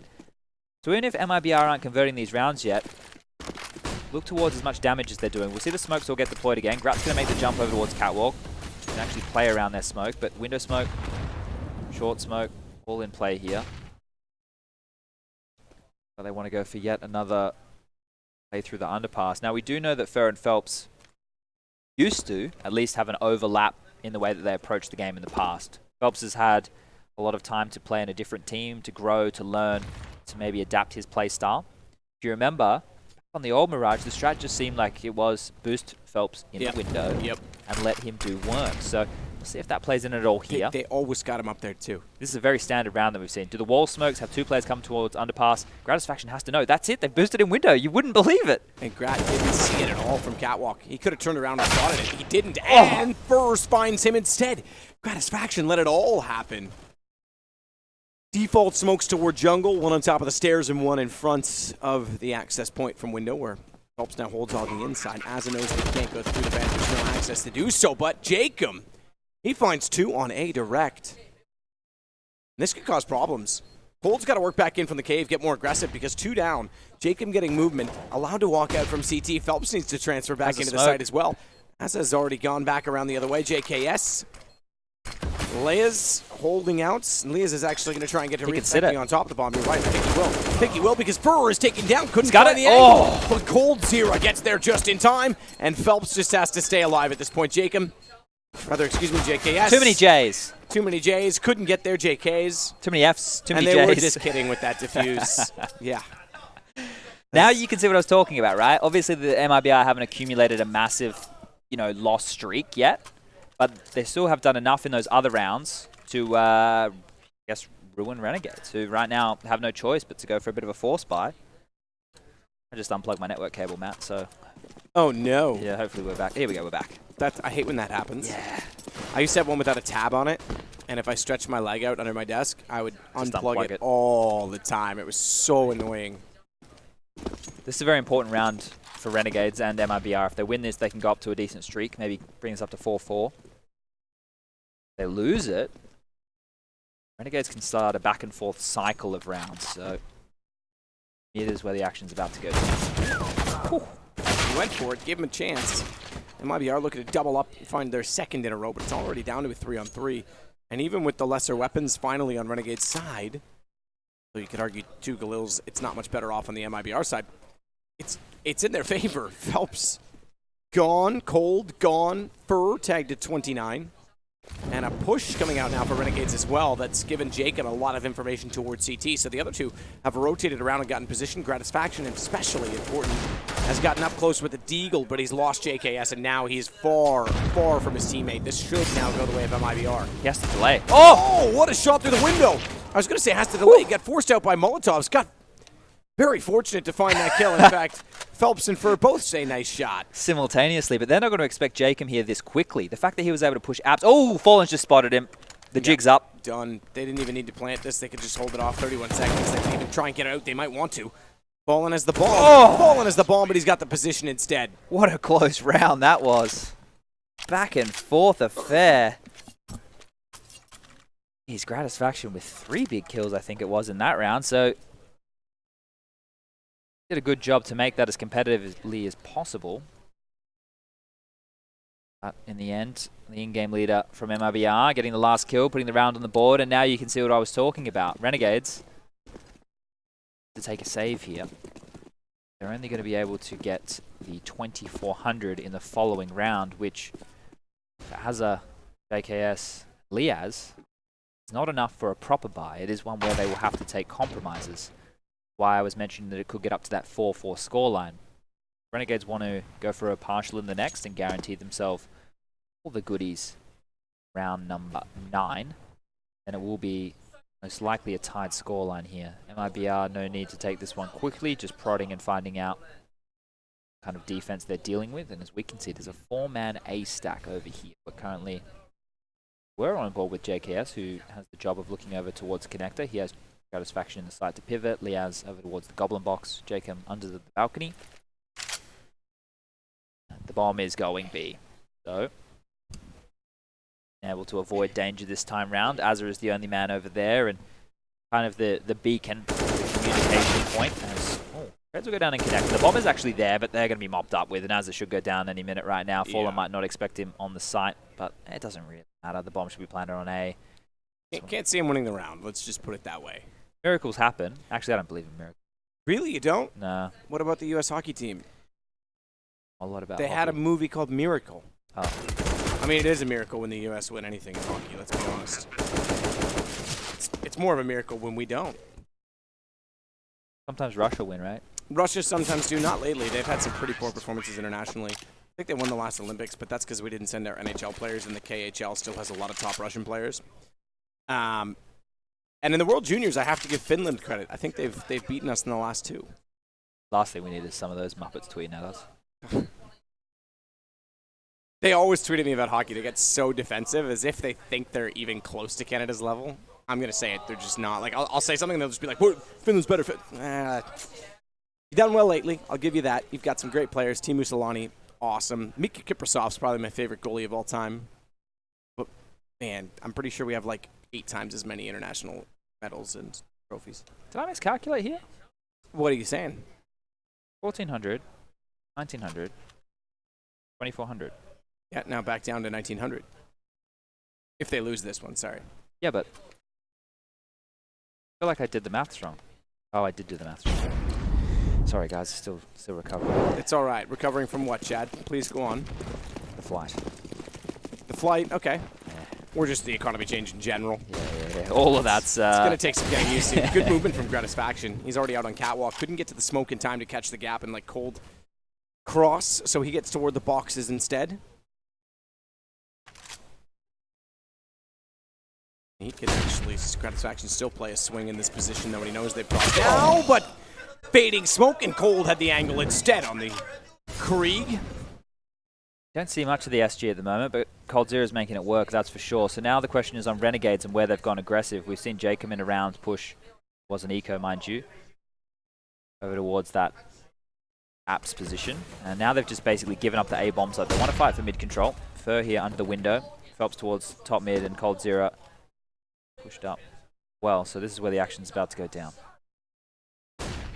Jacob still trying to find a position with the AUG. Has to get shuffled out of connector, so where's that position going to be? Or even puts utility in there to make sure that he's left, and they'll start to take over. No boost for Phelps this time. JKS going back around, waiting to see if anyone's gone through to the east stairs, but it is going to be an A set. Bomb out toward main, one inside of Palace. It's a 1-2-2. Cold's actually going to lurk this. He knows, oh, Leas was around the corner. Nearly got him with the gun at the hip because the nade was just thrown, but he was a little bit too late. Leas was ready for it. Yeah, big problem on this retake here, Matt, that we're seeing from Renegades is they don't have enough utility to actually smoke off choke points to get back in, so the bomb's going to go down for free. Jacob's going very fast, though. He's pushed through. We can see on the radar, well, on the screen right now, we're on JKS's POV. He's trying to fight behind a smoke. Jacob's made it all the way into the site. He's just Ramboed in, and he's gotten 2 huge kills. How is this one falling apart? Everything was looking so good for MIBR, and now they've been stripped. Phelps is left last alive, a 1-on-4 situation. JKS deals with him.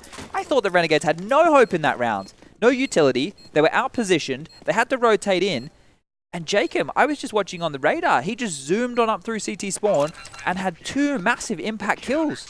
I'm not sure how MIBR let that happen. The $2,700 goes into the bank accounts for MIBR. That's going to be enough for them to buy still.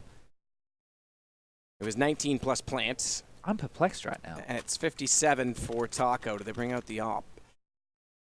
Renegades will be welcoming it either way, perplexed or otherwise. Definitely a slower pace so far to this game than the other two. We're seeing the rounds actually go the distance. A bit more of a grind. We expected that for map 3. Rat wanted to go through there. Why was an incendiary thrown there? I think they normally throw it to block off the window smoke, but I think that one's missed for sure. Completely missed. Still get the opening kill though. Jacob's able to continue the good form that he had from the last round, and Phelps has already have connector control. This is very early. Oh, Phelps. Spotted him fading, does actually get the kill. Committing to the spray though, that could have costed him dearly because Gratisfaction was on the other side of it. Wanted to get him back, but instead it's Azza from Catwalk that will punish him, and Azza's left B. They're slowly closing in on this A site, expecting that this will be where the execution comes from MIBR, and they're not wrong. In fact, they're all right, 6-3. So, if you guys remember the game between Renegades and Astralis back at the Major where they were actually successful in picking that up in overtime. The only map that Astralis lost the entire Major. Yeah. Well, one of the things to note is Renegades had a very strong CT side. Their T side was very poor. Both teams had huge hauls on their CT side. So, every round that MIBR are able to garner and put on the board, you should look at that as a massive victory because we do know that both of these teams tend to have strong CT halves. They have the players and individuals to do so. And if history tells us anything, Renegades, unless they've been working on their T-side immensely over the last few weeks, find themselves in a bit of struggle city. Be unpaused momentarily from this MIBR tactical timeout. The buy has come in. They've just upgraded a couple of pistols. Again, a little bit of utility, see if they can exploit a weakness. You mentioned that pace has slowed. That was the first time that we saw more of a quick round out of them, and they were able to get map territory quickly. But nothing more to follow as Renegades rotated in accordingly. And we're able to shut that one down. So leaning over towards B this time round. Helps throwing a nade? Yeah, he threw a smoke towards the top of Cat. So that's just going to draw a little bit of eyes and attention over to his position while the other 4 members are congregating towards B. Fallen has some utility ready to throw from far. So pressure on Liaz and Azza. Liaz takes out Taco immediately, though, so pressure alleviated ever so slightly just by 1 kill coming through.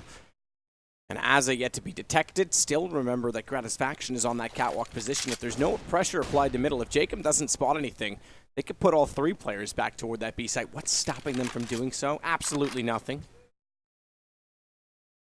Phelps just swallowed a grenade.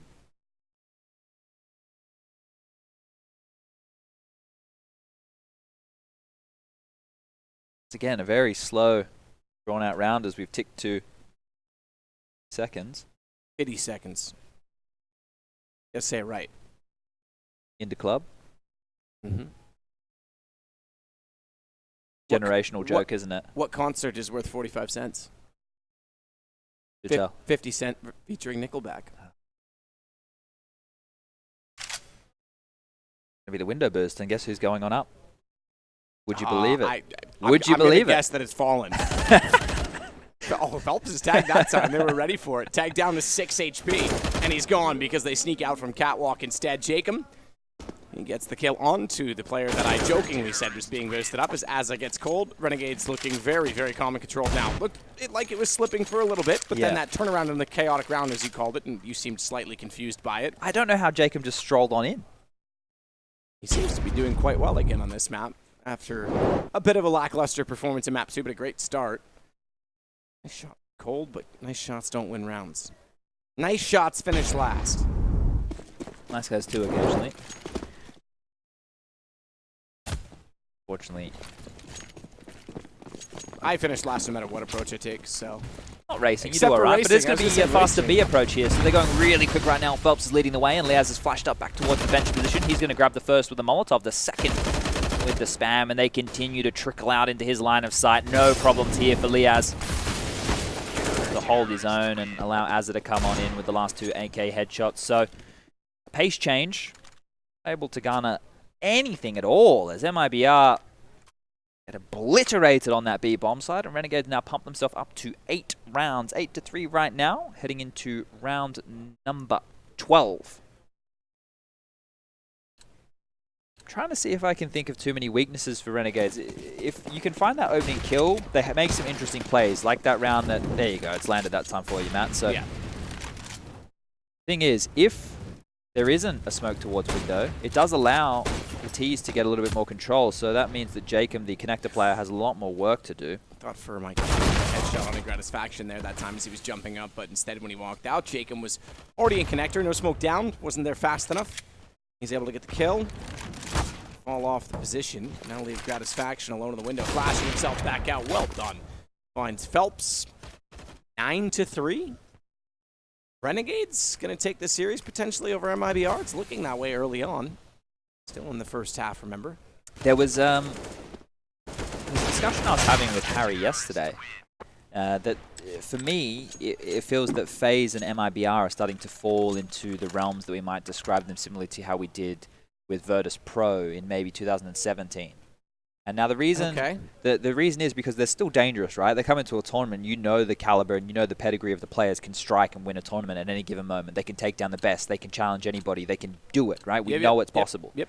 But I'm following along. They're sporadic in that, right? You know, they can either play really quite poorly or they can do fantastically well. But they're not leading the charge anymore. I mean, it is. The Virtus Pro fall-off was staggering, how fast it hit. And yet how long it took before people accepted it as true. Sure. And the MIBR, I guess because I was here when they started, like my first event was their first international event, in obviously not Fallen and whatnot, he's in the history in Counter-Strike 1.6 and whatnot. But you go to X Games. Oh my god. Damage done again toward Fallen. Nade to follow up. He's fallen off the position, thankfully, so he won't take any further. But you look at the situation, maybe it's harder for me to believe that that's going to be true because I've just seen them be successful for so long from the start. It's possible. Just to note, even though Azza has gone down, he basically killed 2 players. He did damage to Fallen and Fur, who were both sub 50 HP and had the kill onto Phelps. So no headshot required to take those 2 players down. Now, MIBR have been able to get a lot of mid control. A player in Vent Room, player in connector, but the bomb hinges on Cold Zero over towards A ramp, so a lot of pressure on him. If he goes too early, the bomb gets dropped and the rest of the players completely get isolated. If he goes too late, well, players over towards connector and window may be taken out of the round before they even get a chance. So it all comes down to the timing of Cold here. JKS has spotted up the player still lingering in connector, and now with 26 seconds left on the clock, it has to be A. Jacob inside a sandwich. JKS forced out by the Molotov. That puts him up into a more vulnerable position. The roll doesn't extend as far from above, but it's bombed down. I know he's there. Fallen wants the shot. He'll get it as well, and Taco follows up 9-4. Renegades still in the lead, but give up one further round, and MIBR want to make this a 9-6 half. In their wishes, they'll give themselves as many AKs as possible. In fact, I think there's an opt-down for Fallen, so they'll be fully equipped. And no matter how stark the scoreline seemed for a while there, this game is definitely still on. Renegades. Just like the Starks are still going to win Game of Thrones. I don't know if that's a spoiler or not, I don't read the books, but I'm just guessing. We have double orbs out now for Renegades. Azza and Gratis faction are wielding those, so it's not the regular duo of JKS and Rats, so we'll see how the in-game leader goes with the big green. 3 orgs to supplement. They've gone for just the standard Liaz anchoring over towards B. We've got JKS over towards Ticket Booth. Orbs in limbo, 1 window, 1 catwalk, and Jacob in connector here. So to hold on to utility for a lot longer with these scoped weapons. They isn't be active or in transition as much. You can actually train like we Jacob right here, and this does appear to be another A execute with the late flank going to come in from the B player, either through the underpass or late B out. The opening kill has gone to Jacob. They just limp out one at a time now, as we can see this Phelps lurk through underpass. So wait out. Hold down. It's into the blender one at a time, Matt. And another. Jacob staggeringly walks out, finds Fur in the corner, held off with no one else to support on Sandwich. Hang on. It's not done yet because 2 fast and flurried kills come through, but it's all on Phelps and a 1-on-3. Got 1 kill already. AK to work with. No bomb. Bomb down at the entrance to A. Got to go in and hard left just to get back to that position, and I don't really think there's much in it for him. 24 seconds, saving the op the priority. Can he get by Gratisfaction? I think he will. Oh, hello. Stylish, man. When were Aviator's last call? Ask Jason, doesn't he still wear them? Yeah, that's what I mean. Ooh. Maybe when he had hair? I mean, we're going back quite a ways there, right? I feel like that's a reasonable time. Oh, almost killing Grat there. They know they needed to chase to take that AWP away, but it being saved means that at least Fallen will be able to have his primary weapon of choice going into the last round of the first half. 10-4 right now for everybody. Top Gun 2 will bring it back. Sure. Tom Cruise in that one?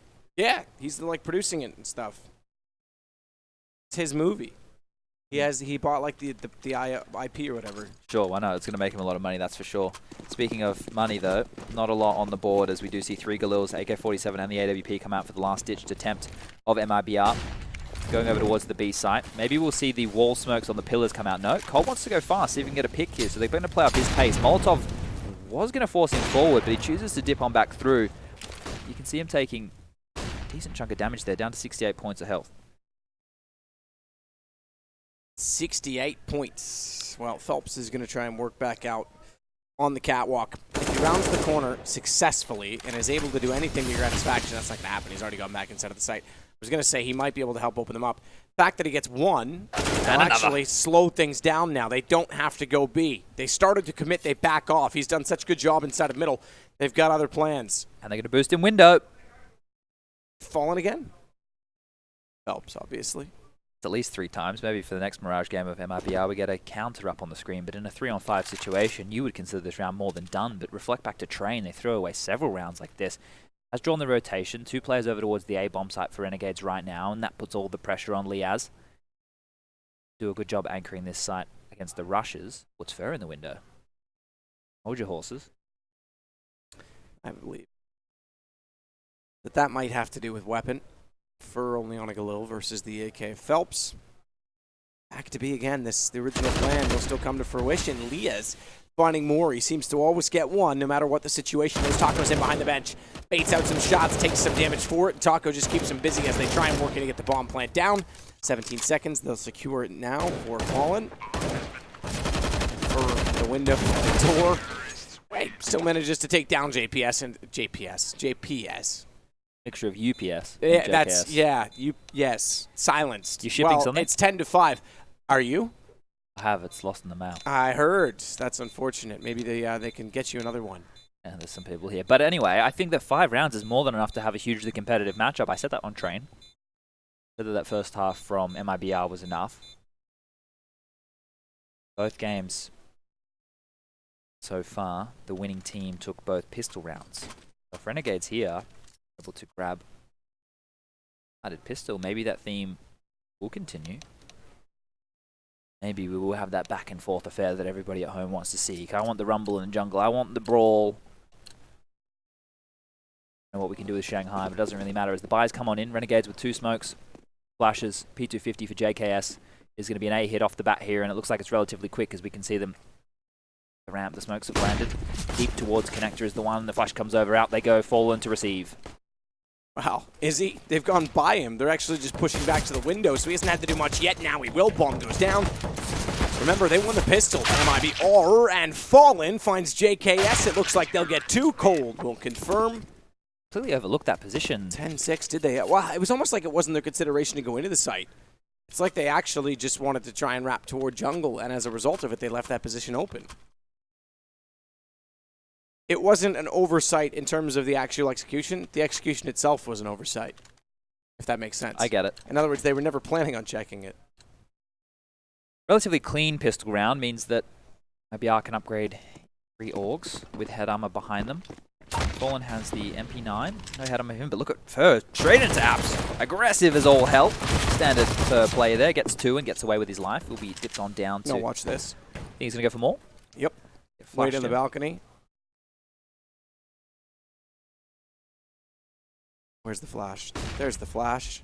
They'll be expecting it on the first one, so he doesn't want to overcommit that, and he was worried about Tetris. So he'll probably go in dry. Helps will swing it back out. He might. Now he's not going anywhere. No, not at all. Good shot on 1. Follows it up. There's...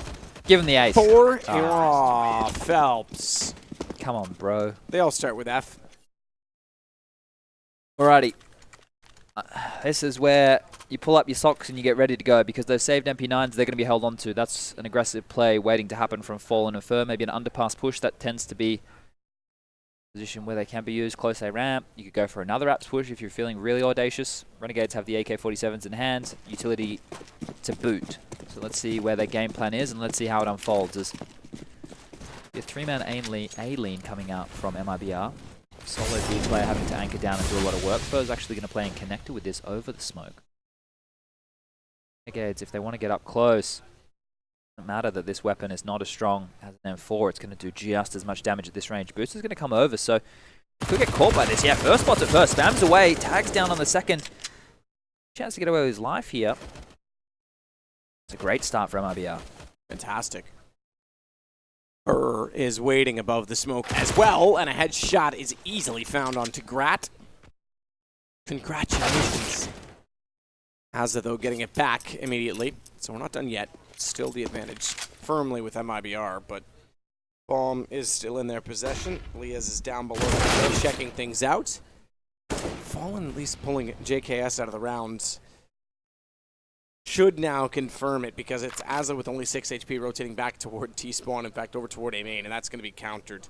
He should, okay, it's not going to be a push all the way around. I was going to say should be spotted by Fallen, but Fallen on low HP himself is not going to go toward the palace position. But I think you might as well call a spade on this one. Csgo.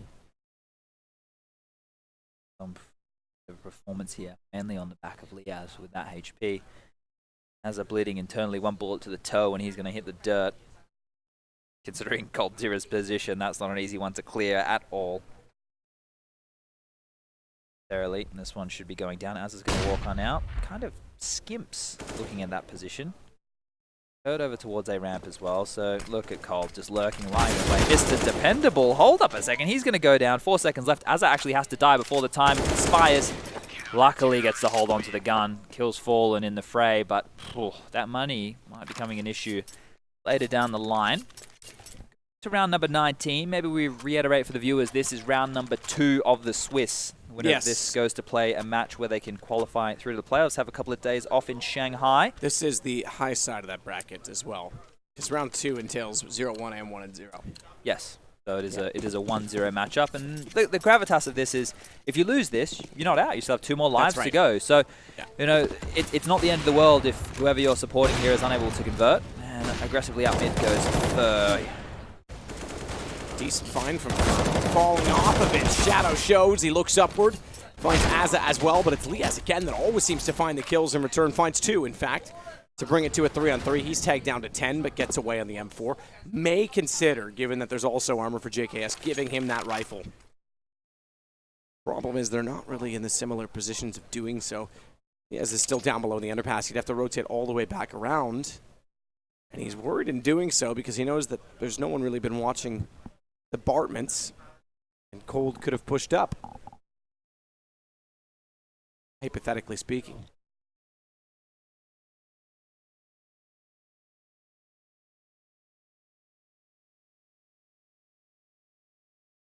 So the pace slows considerably. Still no rounds this half yet for Renegades. They want one.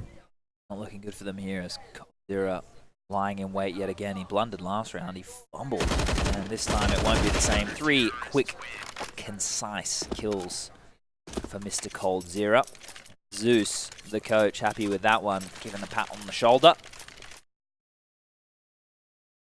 Ever closer to finding ourselves all tied up here at 10 pieces of each, but the scoreline currently 10-9 into round number 20 here. MIBR dangerous, making it work with whatever weapons they have at their disposal. Now Renegades have got an AWP in the hands of Gravis Faction. Taco actually wielding it on the side of MIBR. Can alleviate a bit of pressure using that weapon over the...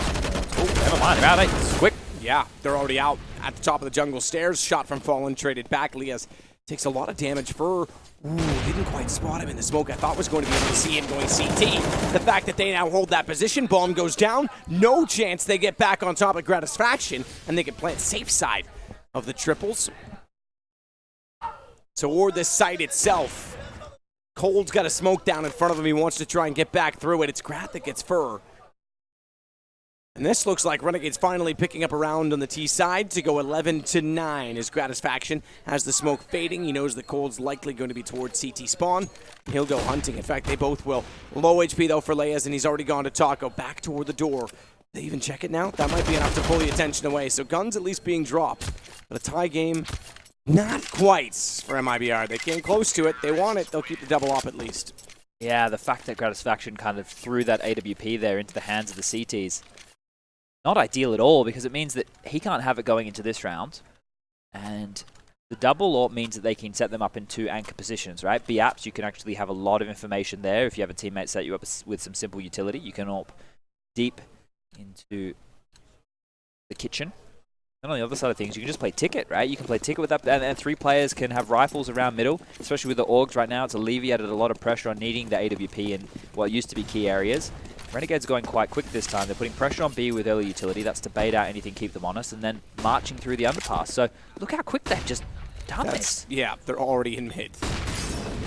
Already inside of the window as well. Cold, I don't even think he can do anything about this. There's no way he expects a player to already be boosted up like this. Like, he's checking, but... He's going to wreck A. Ooh, what? This is insane. Fair enough. Good trade from Cold. Fact is, though, as I got in there so fast, even with them considering it and Fallen saying, well, I'll just take a look. You could tell he didn't genuinely believe that taking a look was the answer. Like, exactly. He thought there was going to be no one there. I'll just jump around the corner. Taco gets JKS. MIBR still might get away with this. They're up by 1. They know the AWP's there, right? So not overpicking that position is something that Renegades have to keep in mind. There shouldn't be too many problems getting the bomb down, and they do have a smoke in the hands of Liaz. So depending on where he decides to deploy this, will actually decide the fate of how Renegades can play this post-plant. The bomb will eventually go down. Smoke still yet to go on out. And this is where MIBR do their best work. They're so good at playing these rounds slowly and just pressuring the opponent into over-peaking. So bomb down. Oh! Great shot. Leas, this guy's aim might be some of the best I've seen lately. Phelps will take down Gratisfaction. He's still going! Again! He's going to spray through. Burr is low, but not low enough. He manages just to get back around the corner in time. 21 HP. He's got to go against Jacob. I was about to do the math for Renegade's money if they lost this round, if they didn't convert, but Leas does so well. And Jacob shuts out Burr 12-9. I was about to say they'll go back down to $2,400 on the bonus, plus the $800 on top of it, maybe get a buy in the next round. Doesn't matter. They win it, and they're now 3 rounds ahead with 4 to go. Those are clutch frags, right? They're not, it's not a clutch round, but those are kills that have come up clutch to convert the round. He gets this kill jumping here. Here's the flash, turns and pivots. That kill right there onto Phelps, that's the nail in the coffin. That's them done and dusted. Sure, the damage right there onto Fur, a bit unlucky not to actually convert that final kill, but whoa, that's huge from Leas in that kind of scenario right now. And we see Renegades, all the pressure has been applied onto MIBR here. Tough decisions ahead of them. They had that double orb. We talked about how dangerous it could be. That early boost completely removed one of those. That, whew, I don't think I've seen a team do it that quickly ever. Valiance of the past, when it had Hunter, they always did the Hunter boost, right? But that was a bit more in the mid-round. This was very quick. Azab was able to get in there, no dramas. And now look at this. MIBR have to take a save. They rushed it so fast. Yeah, save indeed. And that might give us 13. They're going to get aggressive. Taco already out toward the underpass stairs. In fact, all the way up toward the hallway at B. But he's making so much noise that Jacob's at the ready. On guard. It's an interesting position having to hold the B-apps on like a standard anti-eco default, right? Because you want to have one guy watching Palace, which is where Asa gets one, then gets traded. Oh, look at this. It is getting dangerous. It is getting dicey. There's nobody over towards B now, so this should simmer on out. But my point here is, if you want one player watching A ramp, you want one player watching Palace, and you normally have 2 guys making sure the middle can't be overwhelmed. That B position, if you play 2 forward, you have to worry about underpass and the B push, so him holding all the way back, it's safer, but it also means that if they decide to go back to B at any point in the round, they have to clear out those close angles, which is never fun. But round number 23 right now, 13-9 in favor of Renegades, 3 around from closing this.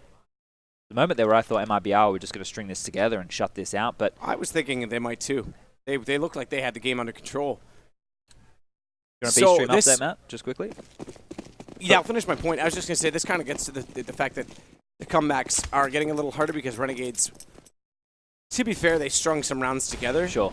But didn't get as reset as hard and were able to buy. You could maybe study. This could be a game where you could start to study that.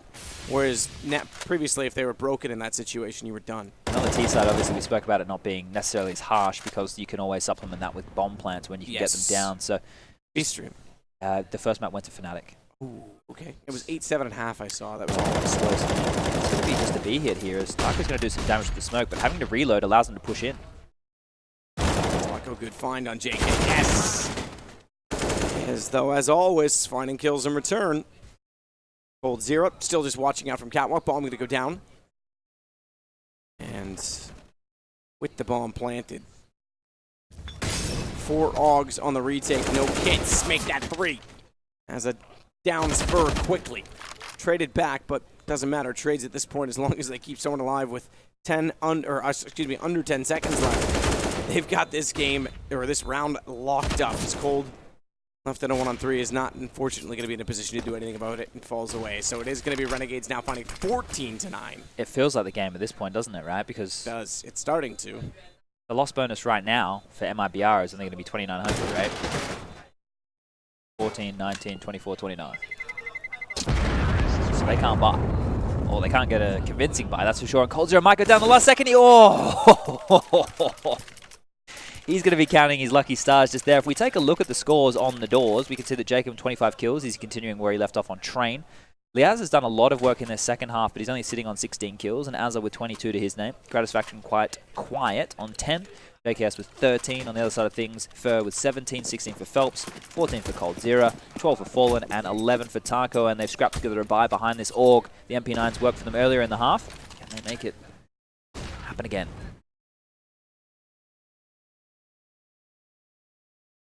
Phelps just waiting it out. He'll waits with a smoke in hand.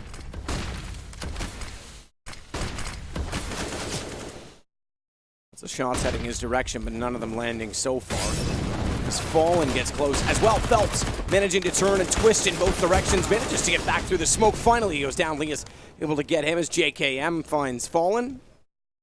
JKM, see? Too many J's. Yeah, they're making it hard, aren't they? They do. Jacob, JKS. Cold 0, though. They're down a man already. This could be 15 now for Renegades. They've already got bomb planted and they're backing off. Little do they know that Fur is toward Palace, but there's, again, no kits. And he hasn't been able to do much with this position yet. He was waiting for them to rotate back out, potentially toward T-spawn, toward A-main, and then he elects to go back the same direction. As which he disappeared. Hang on, not done yet. Azza left in a 1-on-2. Again, though, no kits. He's got Firebox to hold. Just him and Cold gets closer. Still has to go to the pistol. Azza holds it off. Look at him, cool, calm, and collected there. He didn't even smile after winning that one. They're 1 round away right now. Renegades sitting on 15. 9 to MIBR. Now they've maxed out that loss bonus. Now they're able to get another scrappy buy together. I mentioned just then, still no defuse kit, so if this comes down to another post-plant situation, Renegades are sitting very pretty. That means the MIBR might have to play more forward. They might be a little bit more aggressive. They might have to dictate the flow of this here because it just is Renegades with an A execute again. They've exploited this several times in this second half, and they look to do it again. Fallen up close and personal.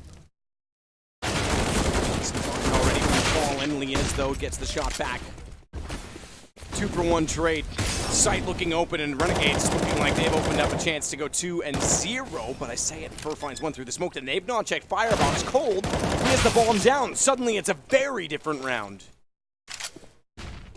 Azza makes amends with that. With 1:18, the fact that they were so fast inside of the site, they can still try and gather up the bomb and go for more. Fur wants to try to wrap back in, get there quickly before they spot him. Exactly that.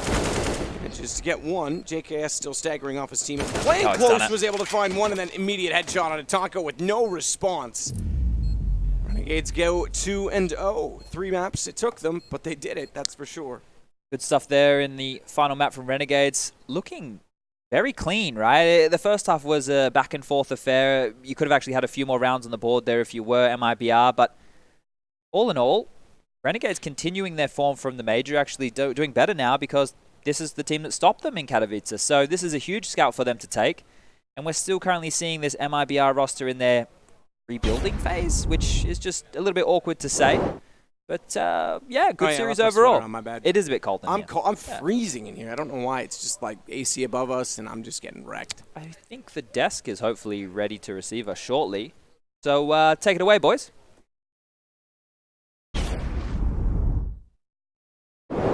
Thank you very much, Mr. Birchill and Mr. Trivet. Now we will begin to make a monologue of sorts about why it looked so easy right there. Actually, it didn't. I really think there were some key rounds, mainly coming down to